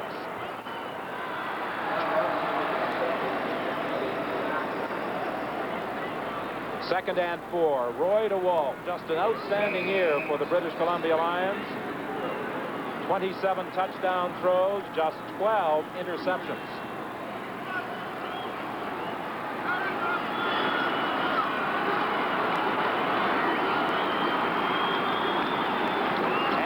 Freddie Sims. Will he get the first down? It will be close.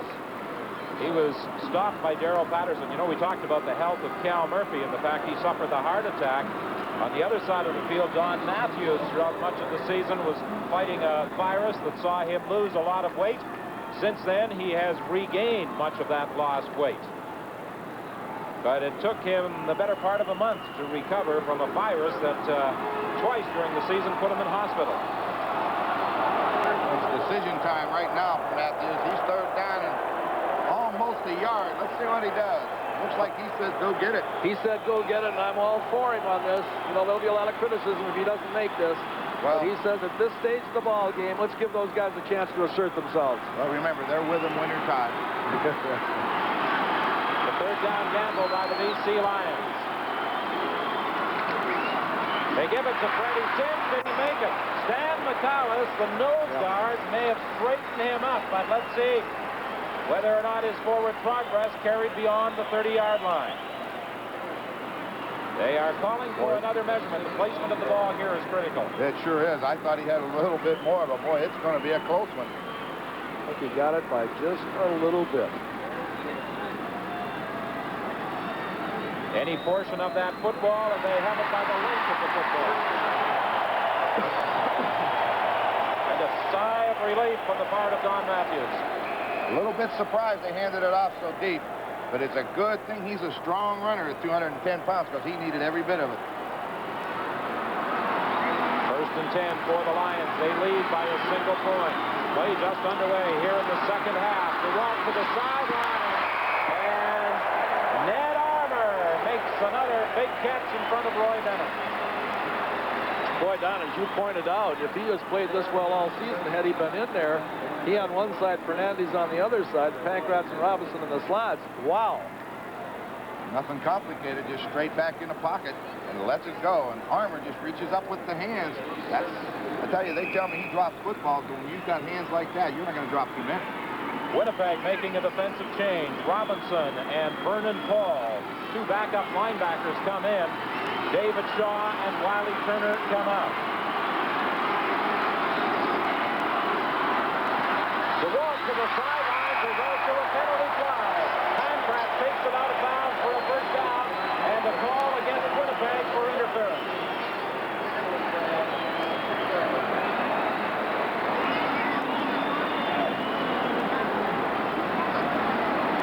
Forward pass interference. Winnipeg number 58. Well, you want to see the interference? There it comes. Sandusky's going to try to do this. James West is the guy just going to grab hold of him. Watch him. He comes off. West just grabbed him right there. He will not let him by, and he got really upset, and he goes right to the official, but the flag had been thrown before that. From the 13-yard line, first and 10. DeWalt to Sandusky. He is taken out of bounds by David Shaw, and Herman Fernandez applauds the effort of his teammates. Well, I don't think anyone will ever say that having Fernandez out of a ball game is going to help a team, but look how he's spread out his receivers today and thrown to all of them, and as a result, he's getting big production out of each one, and I don't think that Winnipeg has any handle on where he's going to throw the ball. The ball is at the Winnipeg 3.5. Jim Sandusky, who really came into his own this year after struggling last year as a receiver. Well, the nice thing about this is he's only got about a yard to get a first down. DeWalt keeps, and he does have the first down. Well, I'd like to see a play-action pass right there, Ron. Well, I don't know. You know me, Leo. I'll gamble with a bet something, but you're sitting there and you're looking at a 17-16 lead. Let's see if we can pound this thing into the end zone. 2 yards away from the goal line. First and goal, you got 3 shots at it. Well, Winnipeg is making an adjustment defensively. They now send out Robinson, Paul, and Richard Nemeth. And coming out, James West, Wiley Turner, and David Shaw.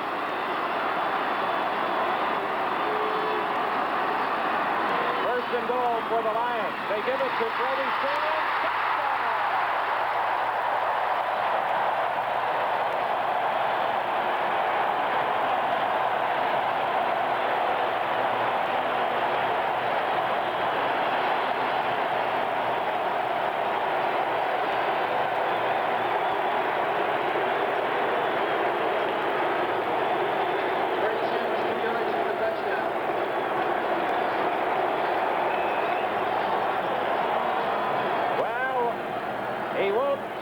His name into the statistical story on that touchdown, but Mel Bird is the man who set it up with the kickoff return.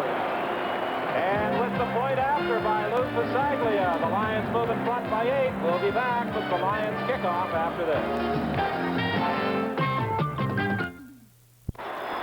Freddie Sims, the man who has the Lions in front as they kick it off to Glenn Steele. And Steele is stopped at the 19-yard line by John Henry White. Well, we're going to see it. Just off tackle. Great job of blocking. John Henry White took on Darrell Patterson, the linebacker, and he gets the standoff. And that's all you want. Let that power back do the rest. Boy, he's a great position blocker. All he does is use his body, as you say, Ron, to shield that inside hole there. Give that Sims just enough room to squeeze by.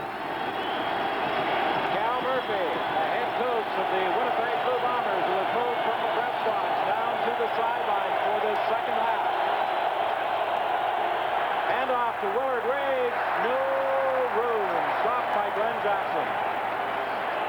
You know, Don, you have to run the football a little bit, but over the 16-game regular season, 3.8 average per rush against the Lions. You are not going to beat them running the football, but yet you have to try it every now and then.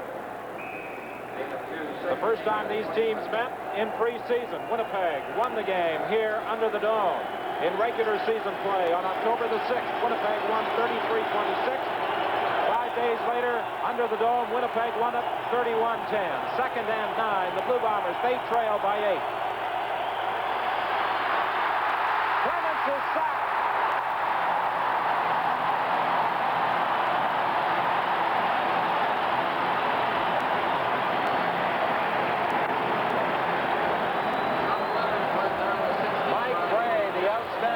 Defensive tackle of the BC Lions, sacking quarterback Tom Clements.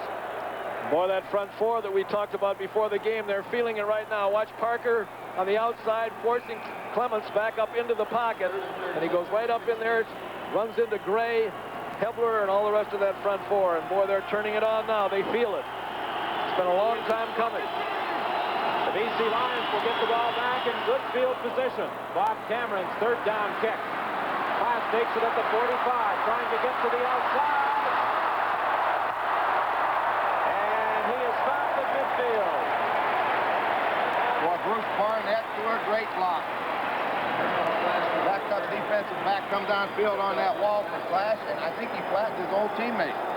Cal Murphy upset with what he felt was a clip on the return. See if there was a clip. I think he might be right. Well, Tyrone Jones was missed completely a little bit farther up than Bruce Barnett and leveled Glenn Steele. That may have been the one. It was a great hit. The ball is at the 54 of Winnipeg. First and 10, the Lions. They lead 24-16. Complete to Ron Robinson. Robinson is stopped by Roy Bennett at the 49. Darnell Clash, an 11-yard run back on that last punt. He has returned 4 for 42 yards so far this afternoon. In addition, he's made 2 interceptions. Not a bad day's work in this Western Championship. I was going to say, it's a great start.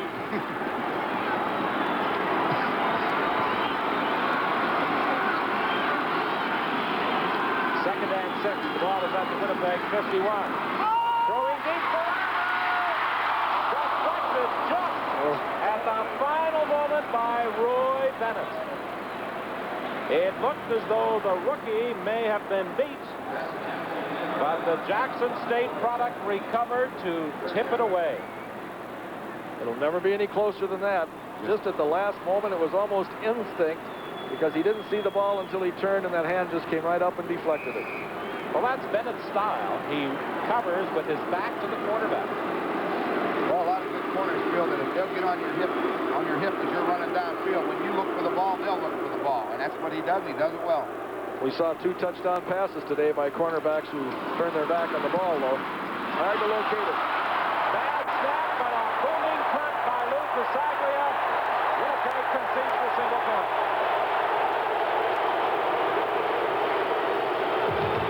So with 8:18 remaining in the third. Don Whitman along with Ron Lancaster, Leo Cahill, and Steve Armitage. First and 10 Winnipeg from the 35. The pass complete to James Murphy, and he is caught immediately by Darnell Clash. It will be second and 5 Winnipeg. Well, as the old saying goes, Darnell Clash has done everything but blow up the ball before the game. Well, that was a great open field tackle. You got to stalk him out there because a mistake could cause a touchdown. He came right up there, stayed on his feet, and gathered him in. Kantner comes into the ball game, replacing Kehoe on second and 5. Winnipeg at the 40. 7:40 is the time left in the third quarter. 25-16, BC lead. Jeff Boyd makes the catch for a first down. The ball popped away as he hit the turf, but they ruled that the play had been whistled down. That's the first down at the 49-yard line. You're going to see Jeff Boyd just, Clements sprints to his right, throws back, and watch Jeff Boyd just reach out with his hands, makes the catch, then the ball comes loose. The BC Lions were arguing for either a fumble or incompletion, but they didn't get it. Winnipeg, first and 10. Clements to the sidelines, it's intercepted, this will go for 6. Keith Gooch to the end zone, but there's a penalty flag at the line of scrimmage.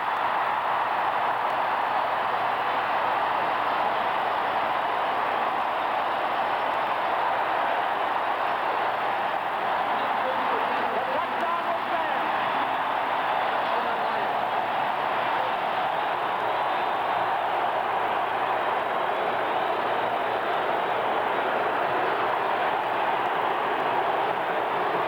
Ron, it looked to me like they've been holding Parker all afternoon, and they finally got him that time. Parker took the inside charge, and Tom Clements wanted to throw a quick out, and he couldn't do it. Keith Gooch with the interception return, the third time that Tom Clements has been intercepted this afternoon. Watch James Parker come in here, wants to throw that quick out, and as he's in the air, Parker hits him the ball short, and here's the end result. When you throw it bad in the flat, it's a touchdown. Keith Gooch had a clear path to the end zone, and now the point after by Lou Pasaglia. And the BC Lions have taken control in this Western Championship with 6:43 left in the third quarter. We'll be back with the BC kickoff. The BC Lions, Lou Pasaglia kicking off. The ball is bobbled down at the 5-yard line. Finally picked up by Kevin Nealon. He and Glenn Steele collided as they went after that kickoff, and the crowd reaction here under the dome has reached new highs on the noise meter. Well, this is what happens. All right, all he wants to do is throw a real quick out. That means a quick sprint, but watch the strength of James Parker as he hits him when he's in the air. Tommy throws so well to his left. As he's in the air, he gets hit. The ball's short, and boy, when it's short out there, it is over. There's no better field than that. He knew at the 10-yard line he was going all the way in. They give it to Willard Reeves, but this BC Lion team has been tough to run against all season. And they are proving it again this afternoon. Willard Reeves has just not been able to break away. He got to the 10-yard line. It will be 2nd and 8. You're just not going to run on them. I don't really believe you can run with any consistency on the Lion defense, nor Winnipeg's either. They rank 1 and 2 in all the categories, so I guess that's why. 2nd and 8, Winnipeg from the 10-yard line. Clements got away from James Parker, throws to James Murphy, incomplete. And Winnipeg will be forced to kick it away again, and the BC Lions should get it back in very good field position once more. And one thing I've noticed the BC Lions doing, Ron, on almost every occasion is going in there and trying to block the kick. I would think right now, on this situation, that they'd be well advised to put the return on and not take any chance on making contact with that kicker. They're going to get good field position. Yeah, they're going to have the field position. As you say, 3 times they've come close to blocking a Cameron punt. Let's see what they do. Bob Cameron kicks from 5 yards deep in his end zone. Another good kick. Darnell Class goes back to his own 50. He finds an opening. There's a penalty flag on the play. I believe John Ulmer, the rookie, is going to be called for a clip. Penalty flag back at midfield.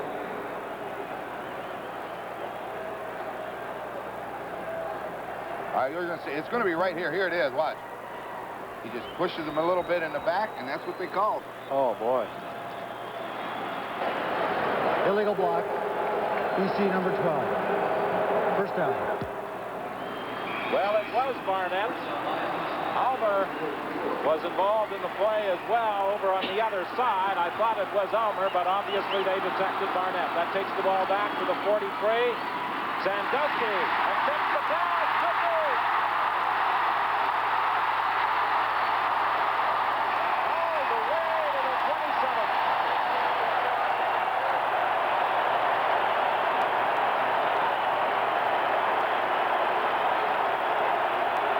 Jim Sandusky turned David Shaw inside out after he made the catch. We talked about this before, Ron. When you throw that ball to the outside like that, that guy that comes up from the outside got to make sure that he stays on his feet and don't try to kill a guy with a tackle. Just grab a hold of him.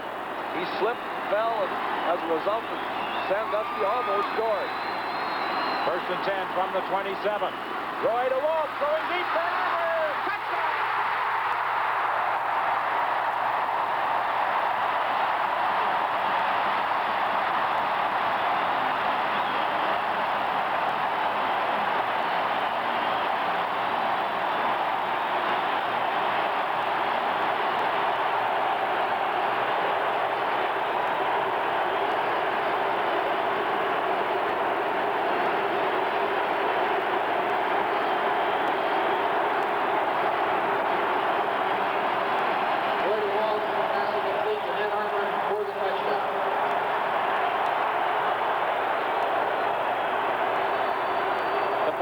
By Lou Pasaglia.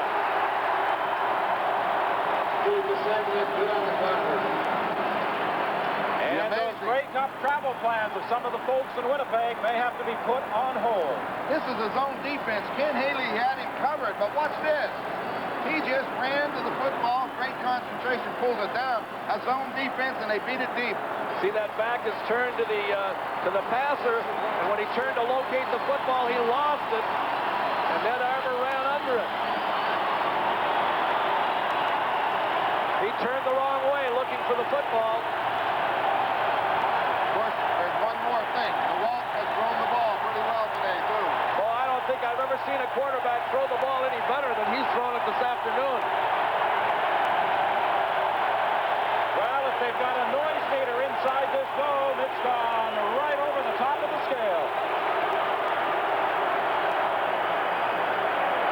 This is Glenn Steele on this kickoff return. He finds a hole and gets it out to the 34-yard line. Stop there by John Elmer. That's the best position Winnipeg has had on a kickoff return. 22 unanswered points so far in this third quarter for the BC Lions, and we still have 4 minutes and 26 seconds to play. I've been looking down at the Winnipeg bench watching for number 12 to start warming up, because they have got to get it going now. You got to try anything at this stage of the game, because it's becoming a blowout. These Lions are flying.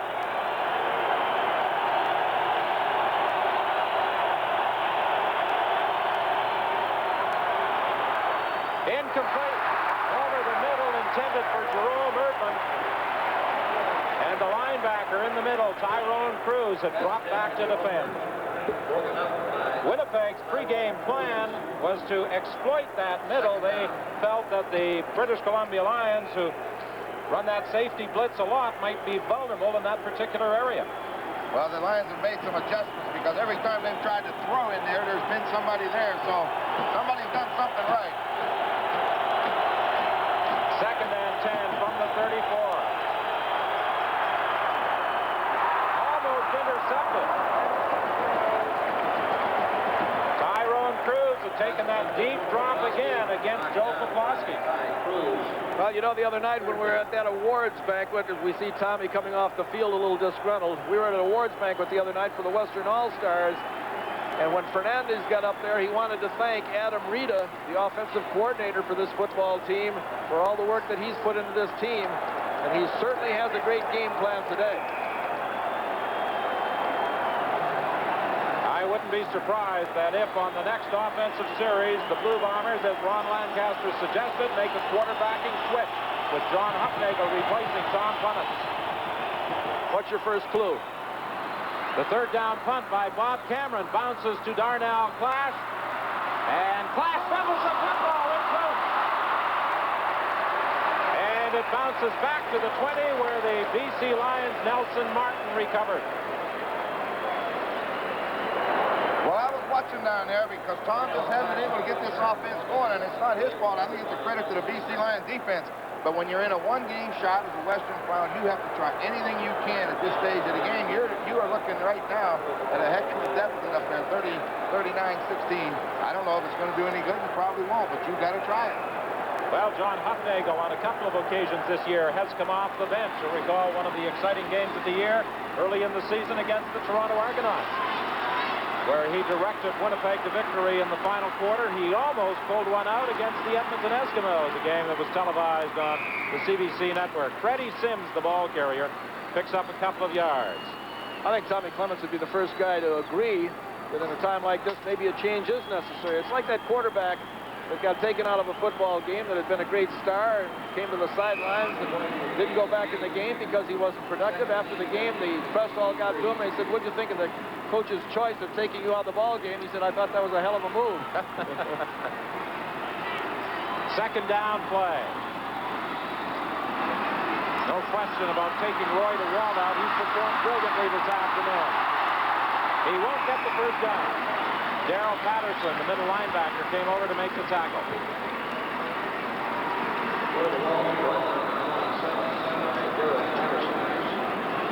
Roy DeWalt has thrown that ball as effectively this afternoon as I have seen him at any time this season. And there were many who felt that without his favorite target, Mervyn Fernandez, to throw to, that he might have some problems. But DeWalt has responded to the pressure and has just had a fantastic day. 59,478, a complete sellout here at the stadium at BC Place, watching this Western Championship, and the majority of them, all BC fans, enjoying every moment so far. Glenn Steele at the 40-yard line on this Lou Pasaglia punt return, got to the 45 and then was driven back. No, Tom Clements is going to stay in at quarterback, even though John Hufnagel warmed up with 1:54 remaining in this third quarter. Clements continues to direct the attack. I don't fully disagree with it, mainly because, you know, Clements is the starter. He's going to get one more chance. He's got 1 minute and 54 seconds. If he can get a touchdown right now, things can work out. But if he doesn't there, we'll see Hufnagel next series.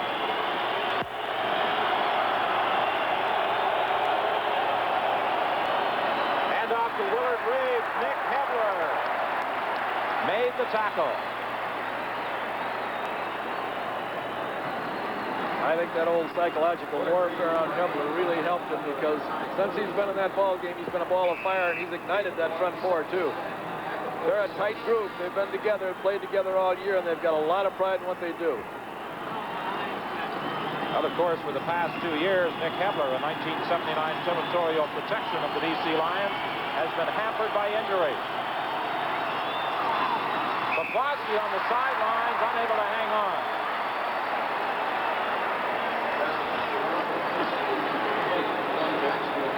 So it will be third down, Winnipeg, and again, the punting unit moves onto the field with 1:12 remaining in this third quarter. This time the BC Lions drop 2 people back. Larry Crawford is going to join Darnell Clash. For most of the afternoon, they have had just 1 man back, Darnell Clash, for third down punts by the Blue Bombers.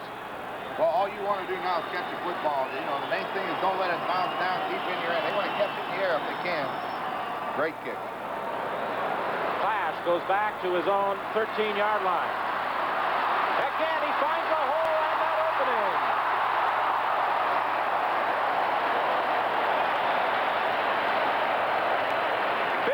Yards, the kick by Bob Cameron, but Darnell Clash returned it 28 yards before he was caught by Ty Jones. Well, the amazing thing about this guy, Ron, is as much as he wiggles and as much as he dangles down that field, he's got one thing in mind, and that's holding onto that football, and he very seldom ever cuts it loose. His body appears to be going about 9 directions at once on those punt returns. It's kind of hard to explain it. We're into the final minute of this third quarter. Red Sims, the ball carrier.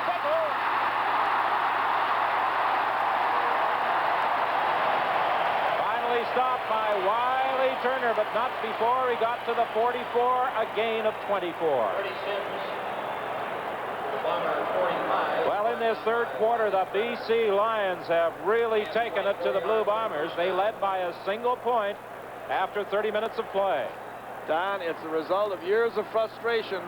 A lot of people said they were always choke artists when it come to the big game at the end of the year, but right now they can feel it, boy, and they're taking up for it. Red Sims is stopped by Gary Moulton, and that should be the final play of the third quarter. It is, and the British Columbia Lions are 15 minutes away from a trip to the Grey Cup. The worst for the Winnipeg Blue Bombers. Brent Reset is now on the bench. He has crutches. It is torn ligaments in his right knee. Not good news for Reset or the Bombers, Don? Indeed, it is not, Steve. And Reset was injured on the final play of the first half on that 84-yard return by Scott Flagel of a wide field goal attempt. Reset is a backup to that defensive line. To start the fourth quarter, it's 2nd and 2. And Fred Sims has a first down and continues charging into Winnipeg territory to the 23-yard line. It's a great run by Sims, but once again, John Henry White, all he does is come up and block down. When he takes the inside charge, he just bounces outside. What's the job he does? John Henry White, bang, makes the block. Sims sees it, then he just outruns Darrell Patterson to the outside. And run he did. Boy, he's got some strength, too, breaking those tackles. John Henry White on the first down play. Gets inside the 20-yard line. He's stopped there by Ken Haley. Henry White to the 16, gain of 2nd and 3. The BC Lions this year compiled the best record in the Western Conference. 13 wins, 3 losses to gain this home field advantage. And they are making the most of it.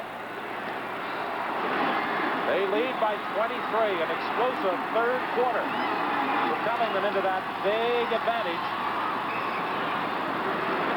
Freddie Sims carries again down to the 15-yard line, stopped by Stan Mikowas. And now on third down, the Lions send in the field goal unit. Initially, it appeared as though they might be gambling on third down, but Coach Don Matthews has opted to let Lou Pasaglia attempt to split the uprights.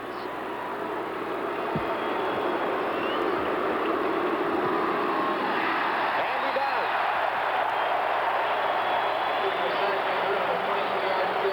42-16 is the score with 13:27 left to play in a BC-controlled championship game.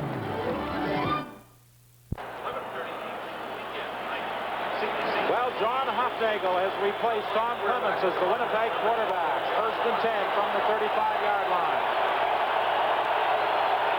The Penn State product pitches to Jeff Boyd on the reverse. And he attempted to reverse his field, but Glenn Jackson was having no part of it. See, that's a good job by that BC Lion defense. What they did not allow him to do is get to the outside. They made him stay in there where there was pursuit or somebody would get him. Don't let him outside. That's dangerous. 2nd and 4.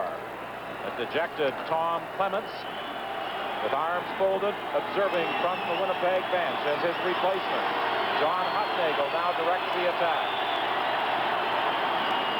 He tried to throw for Joe Poplawski, incomplete. Winnipeg will be forced to kick. And it's a good thing he threw it too far, because if he throws it on the money, Larry Crawford's got it gone the other way. He had great coverage on him.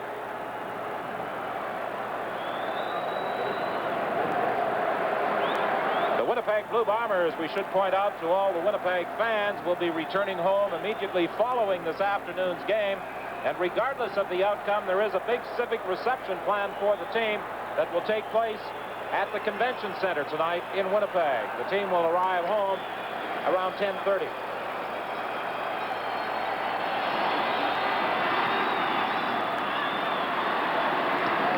Larry Crawford takes the 3rd down kick by Bob Cameron and is tackled by Sean Keogh. Larry Crawford has been a big addition to this football team since coming back from a tryout in the States. Had a problem down there. He ran into maybe some younger defensive backs trying to make a football team down there. But coming back here, I know that Donnie Matthews was delighted to have him back. And boy, he's played great for them this year.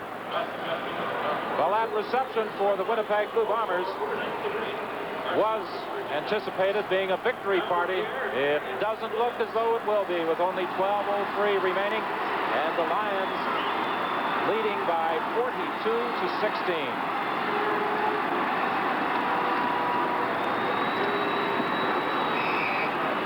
Sims has stopped at the 41-yard line. We should also point out, for all football fans in Toronto, a trip to the Grey Cup in Montreal by train. A special package that will take Toronto area football fans to Montreal by via rail. That includes train fare and your ticket to next Sunday's Grey Cup final at Olympic Stadium. Contact Via Rail in Toronto for more information. Fred Glick, who replaced Cal Murphy on the sidelines for the first game these two teams played at Winnipeg Stadium on the 6th of October, following the injury or the heart attack that hospitalized Cal Murphy. The pass intended for John Henry White. He was stopped by Gary Moten. The ball bounced away from John Henry White. There was also a penalty flag. Penalty flag at the 40.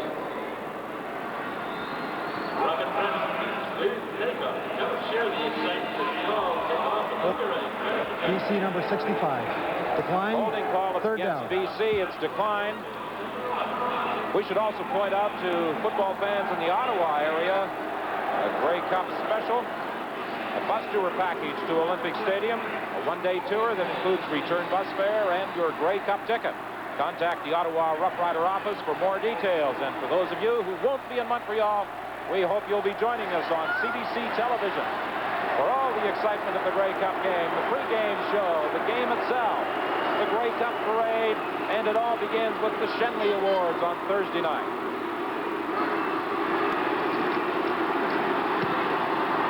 Pasaglia's 3rd down kick, taken by Glenn Steele, and he is stopped at the 35-yard line with now 10:43 remaining in this Western Championship. That's the amount of time standing between the British Columbia Lions and a trip to Montreal next Sunday afternoon for Grey Cup 85.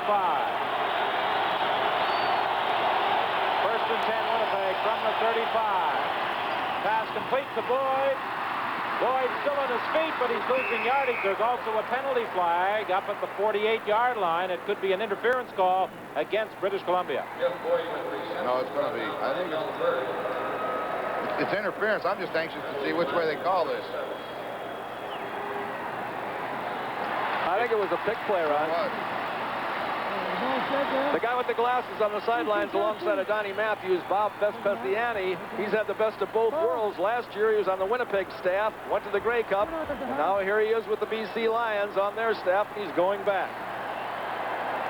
How come you can handle his name so easily and you have trouble with mine? One of these days I'm going to tell you why, Doug. Maybe it's because you're not financially... Forward pass interference. Winnipeg number 29. First down and 2. So the interference call against Winnipeg takes the ball back to the 25-yard line. It is first and 20 now. It was 17-16 at the half. In this second half, it's been all BC. James Murphy, the intended receiver, and Mel Bird came across to knock it away. John Hufnagel was under tremendous pressure. Mike Gray and Rick Clausen were both going after the Winnipeg quarterback. BC Lions are just sitting deep now, too deep zone. They're just going to sit back and relax. You see how far Melberg goes when that ball was in the air. And those four guys up front know that they have to get to the quarterback. And you know there's 10 minutes left. They'd love to get to him a few more times. 9:56 is the time remaining. Hufnagel won't get a chance to throw. He pitches it out, however, to Willard Reeves, but he is tripped up by Kevin Conan.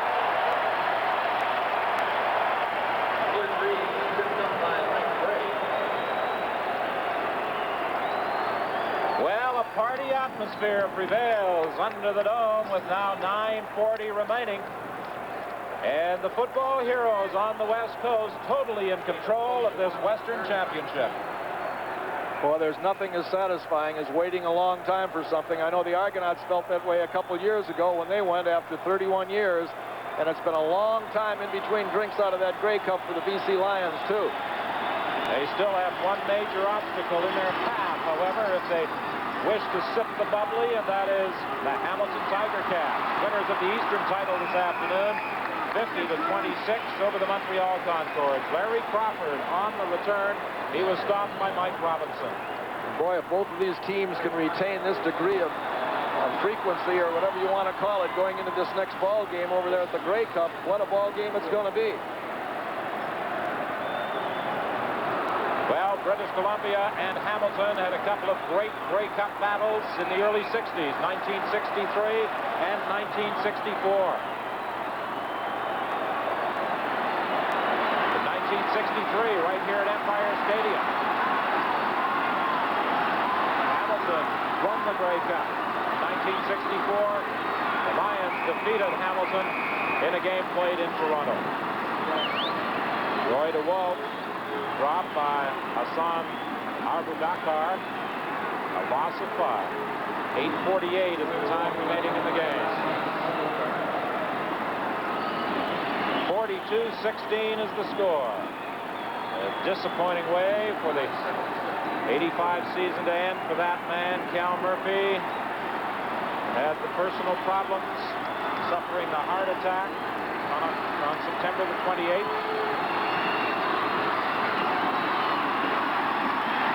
Pass is incomplete, intended for Pankratz. He's protesting, or at least one of the BC Lions is, that Pankratz had possession. The official ruled otherwise. Well, the hit he took from James West was an excellent thrown football by DeWalt into the hole, but just as the ball arrived, West arrived. What's the hit?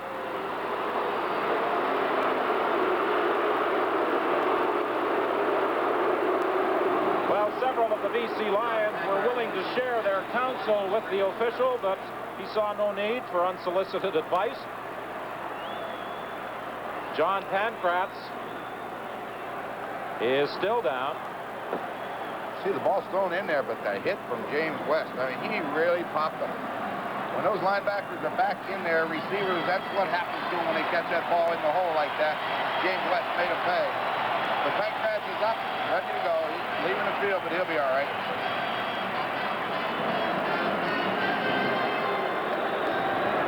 And this time, the lone punt return man is Glenn Steele, and the Winnipeg Blue Bombers, it would appear, will be attempting to block this third down punt by Lou Pasaglia. They'll be going after it. There's the charge, but Pasaglia got the kick away. The ball bounces to Steele at the 30. He's taken out of bounds by Bruce Barnett. 7:50 is the time remaining. The BC Lions lead it 42-16. First and 10 Winnipeg. The ball is at the Blue Bomber 34-yard line with that much time remaining. And John Hufnagel, who replaced Tom Clements in the fourth quarter, will try and get something going. However, he faces an enormous task here at the stadium at BC Place. Trying to combat both the Lions and the crowd noise. Throwing for Poplawski, intercepted by Nelson Martin.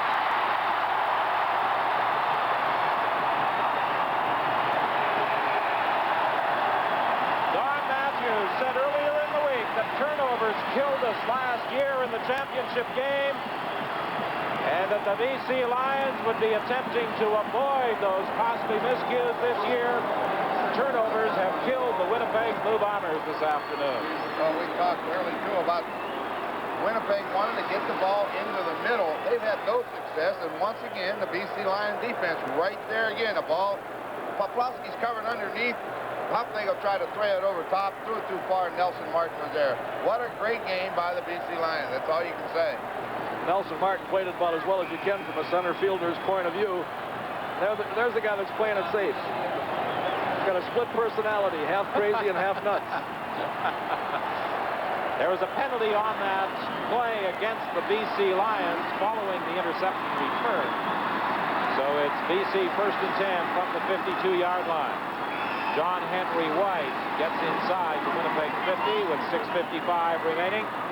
And the BC Lions, I think at this point in the ball game, it's safe to say, are heading for Montreal with all the excitement of Grey Cup week, and you'll be able to follow the Lions and the Hamilton Tiger Cats as they prepare for the big game 1 week from today. You'll see the Shenley Awards on Thursday, the Grey Cup Parade, our pre-game show, and the game itself. Join us on CBC television for Grey Cup 85.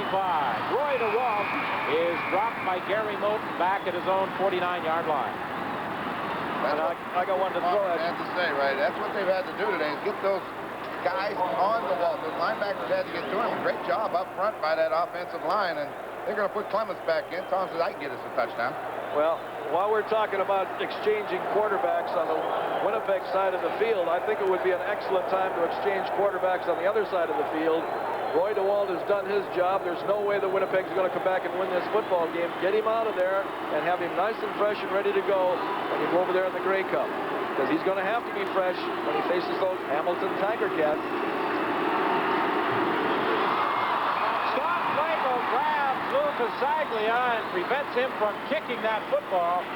And the Winnipeg Blue Bombers, with 5:55 remaining, will take over deep in BC territory. Well, they got the four big men, but Flagel comes around the outside. It looked like Pasaglia wanted to kick to his right. He was going to get it blocked. They just let him pull it down.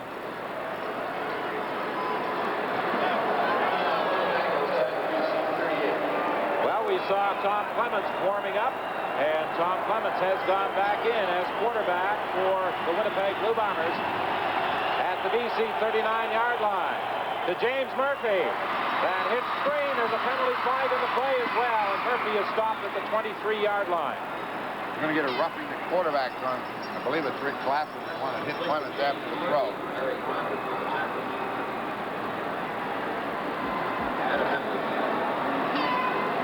Well, with 5:40 remaining in the ball game, the Winnipeg Blue Bombers will have a first down at the 11-yard line.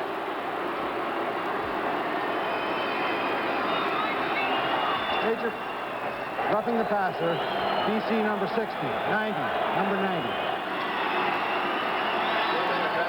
And over at that British Columbia bench, we see Tim Cowan still not warming up, so it would appear that Roy DeWalt will stay in there. Into the end zone!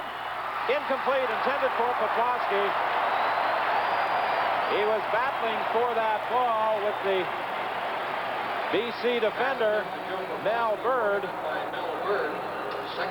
neither could come down with it. Boy, Joe had it in his hands there, but he just couldn't get the handle on it. Mel Bird has played a strong game defensively for the BC Lions this afternoon. And it was Bird's kickoff return that ignited the second half explosion. Poplawski again, touchdown. No, he didn't get in. They spot the ball just outside the goal area.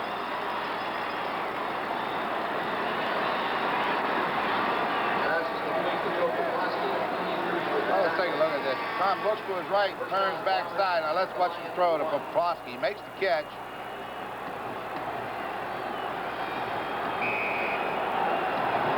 He got it marked there, but I'm going to tell you right now, I'm giving him a touchdown from the referee. I didn't like this call. It will be first and goal from the 1-yard line.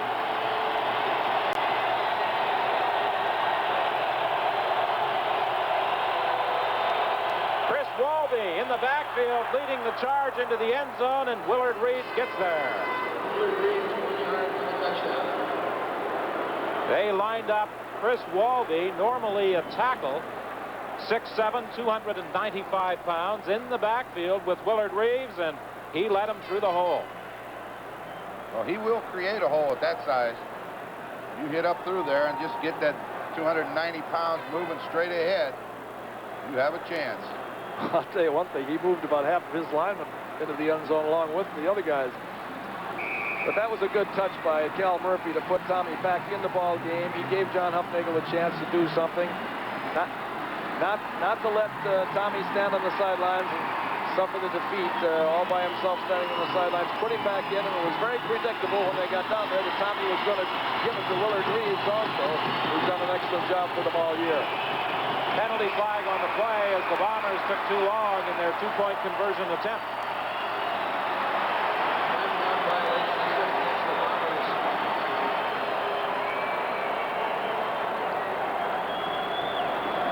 Sean Kehoe now comes out of the ball game for some instruction from Coach Cal Murphy. Time count violation. Winnipeg number 2. 4:49 is the time left to play. 42-22 the score. The Winnipeg Blue Bombers going for the two-point conversion try, but now the ball is being scrimmaged from the 10-yard line.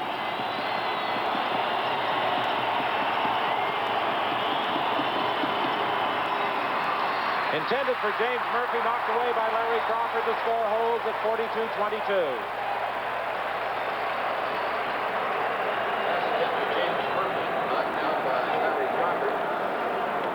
While the teams are getting ready to line up for the kickoff, this program is copyrighted and strictly for the private use of our audience. Any reproduction, retransmission, or exhibition in whole or in part without the written consent of the Canadian Broadcasting Corporation is strictly prohibited.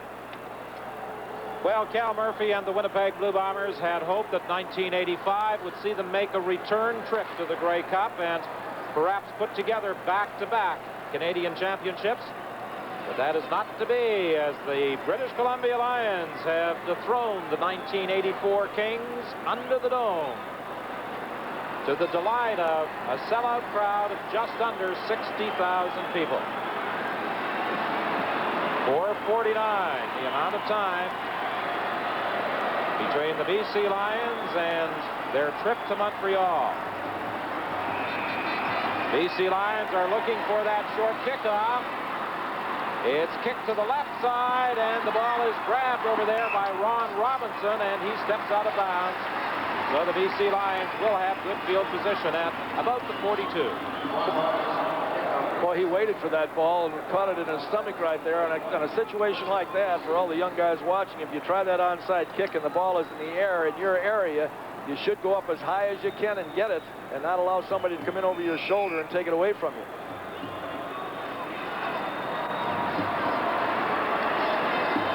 The Lions first and 10 from their own 42.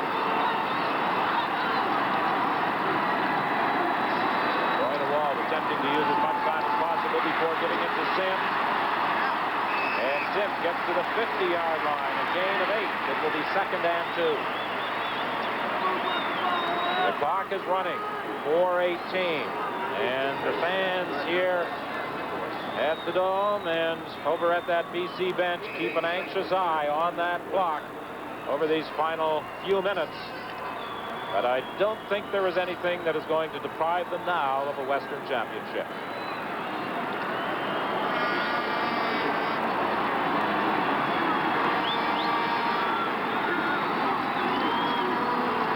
Sims gets the first down into the Winnipeg 54-yard line. The BC Lions, of course, under Don Matthews in his rookie year as head coach of the West Coast club, won the Western Championship and lost here under the Dome to the Toronto Argonauts in the Grey Cup game. Last year in the Western Final here under the Dome, they lost to the Winnipeg Blue Bombers. But this year, third time, proved to be lucky for Matthews and company. They will be heading to Montreal's Olympic Stadium next Sunday afternoon. That hit screen to Sandusky, a couple of good blocks. Very close to another first down. He brought down by Stock Wagle. John Pancratz threw one of the key blocks with just 3:02 remaining. British Columbia Lions lead by 20 points. And we'll return after this message. Smug hasn't spent time on the West Coast since 1964, but the BC Lions will be attempting to bring it here 1 week from today at Olympic Stadium in Montreal. They are heading to La Belle Provence to do battle with the Hamilton Tiger Cats in Grey Cup 85. Stan Mikulaus is there to bring down Freddie Sims. Don't you think that King Clancy and Harold Ballard are cranked up for that ball game coming up? It's been a great weekend for Harold Ballard. His Maple Leafs finally won a hockey game last night. And then his Ticats blew out the Montreal Concords this afternoon. Well, there's a lot of controversy over the Maple Leaf Hockey Club this year, but Don, I seriously think that they're going to come ahead and make the playoffs and be a lot better team than people think they are. I didn't know you were a hockey fan as well as a hockey expert. Absolutely. I spent most of my life skating on thin ice. The measurement reveals a first down for the BC Lions with now 2:32 left to play.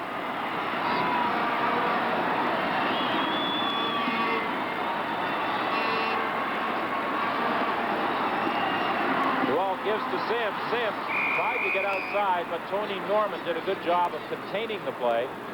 He was able to shuck the block of John Henry White. I was raised the last 25 years around hockey in Montreal and Toronto. Lancaster's the guy. He's out there in Saskatchewan. He doesn't know anything about hockey. He thinks that a blue line is a sad bunch of chorus girls.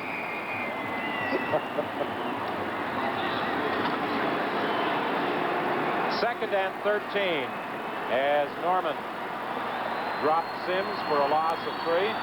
Sims has had a good day. 22 carries for 117 yards.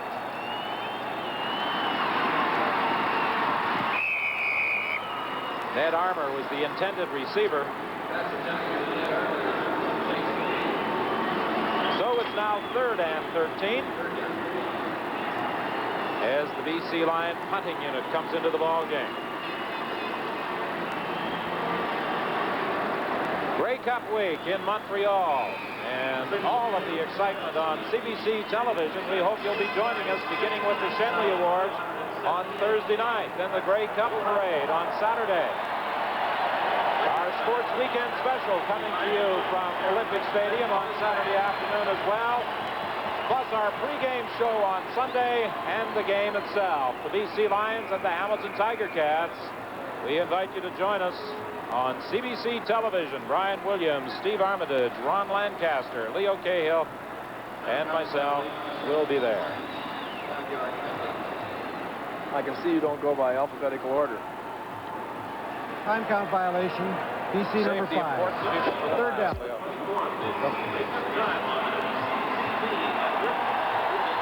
Time count violation, moving the clock to 1:58. This will be a field goal attempt from his own 45. No, he wasn't even trying to hit it towards the uprights. He was simply trying to angle it out of bounds, and there's a penalty flag on the play as well.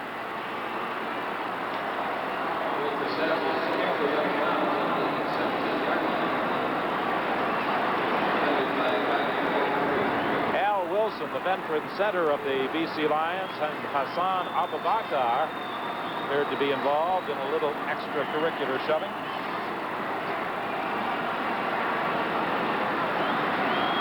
You know, that's the play by Matthews. There's no way he was trying to kick the field goal. He was just getting away from that block punt possibility, kicking quick out of bounds. You got to change that rule, bring that thing right back to where it's a missed field goal attempt. Well, Al Wilson has won a Shenley Award. He's been on a Western Championship team. He's been an All-Star. But he has never captured that one big prize, a Grey Cup.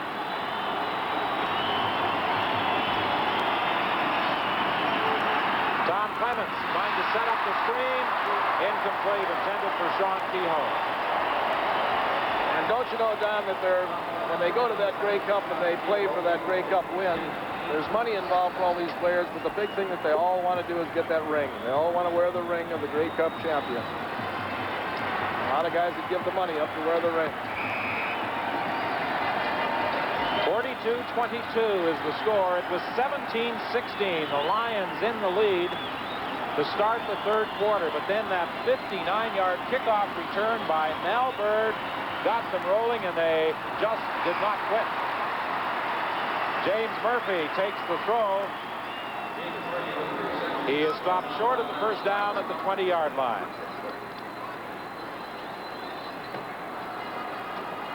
And with the outcome in this one decided, Cal Murphy sends out the punting unit. Just too big a deficit for the Winnipeg Blue Bombers to overcome. He was giving Cameron, Cal Murphy was giving Cameron some last-minute instructions on the sidelines. I don't know what he was telling him, but I don't know what Ron he could do at this point of the ball game. Well, of course, from that BC bench, some instructions were being shouted out to the people who were back there as well, particularly Darnell Clash. They aren't quite sure what to expect from Winnipeg on this one.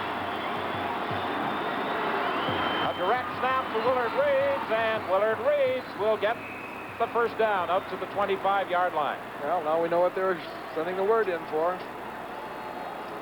Now, one thing about Cal Murphy, he's not going to quit until it's all over.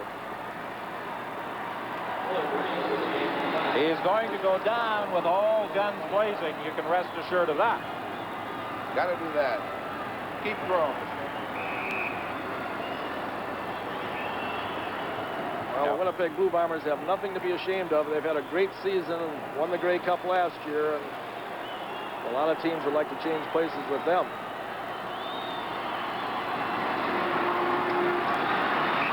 One of the problems the Blue Bombers have had this afternoon, right there, they have been unable to establish a running game.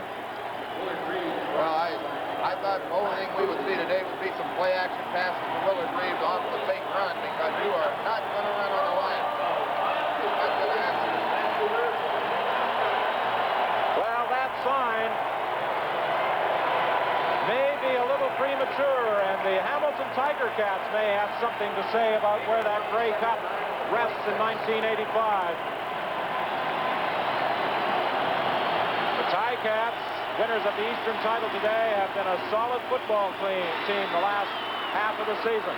Sean Kehoe running for the end zone. He is caught by Mel Bird.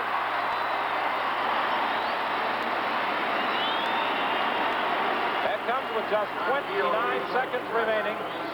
Sean Kehoe, a gain of 54 yards. a little screen. Sprint left by Clemens, and he throws back the screen. You see the lineman coming out. He gets a good block. Now it's his speed. He's got good speed here, but Mel Bird has better. Watch him come into the picture. Just pull him down. Come right back with it again.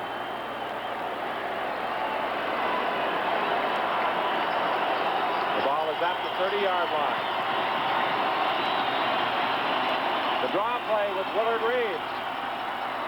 And he is stopped at the 21.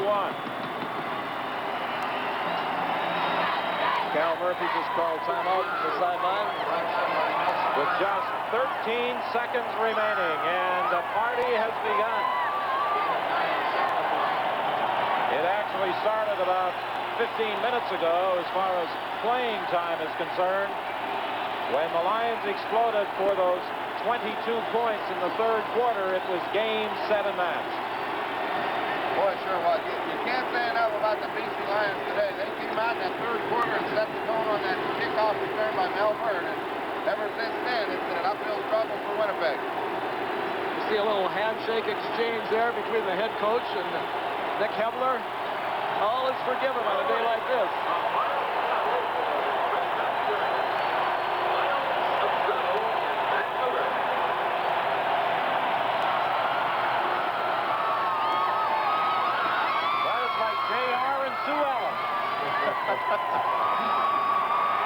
Matthews and Hebler obviously patching up their differences.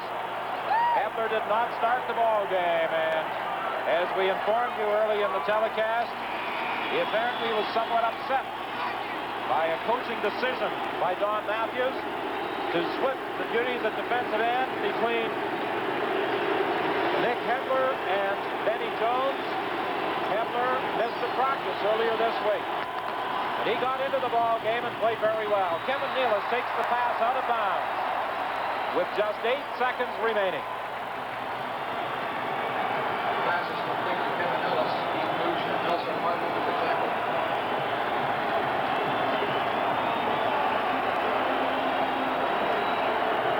The BC Lions, as a result of their first place finish, had the bye into this Western Final. And as is so often the case, they were a little slow in getting started. But when they got the motors revved up, they roared up and down the field in the third quarter particularly. End zone pass intended for Jeff Boyd, incomplete. One more play remains. 3 seconds shown.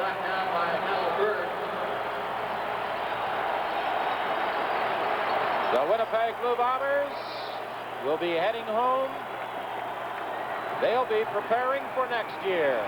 The BC Lions will be starting their preparations for a Grey Cup date a week today with the Hamilton Tiger Cats. This should be the final play of the ball game. Into the end zone. It's intercepted. Picked up by Mel Bird, and that's the ball game. The BC Lions are Western champions.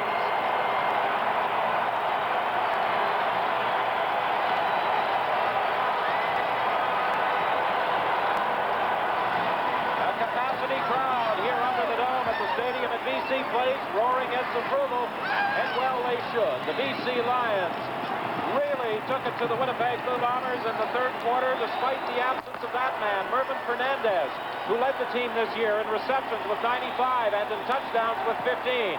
Many people thought that for Don Matthews and Gary, that would be simply too big an imposition to overcome, but other people responded. And now let's find out more from Don Matthews as he joins Steve Armitage. Don, congratulations. I know you're trying to find Cal Murphy. Congratulations on a big win. Thanks a lot. That's really a super football game. Hey, Don Matthews congratulating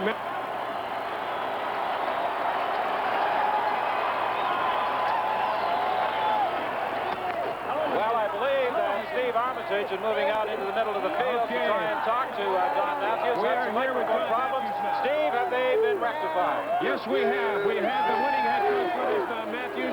Don, congratulations. Your second trip to the Grey Cup as head coach. Is this one any sweeter? Steve, it really is because of, I think, getting it without Murph Fernandez showing that we're a pretty good team.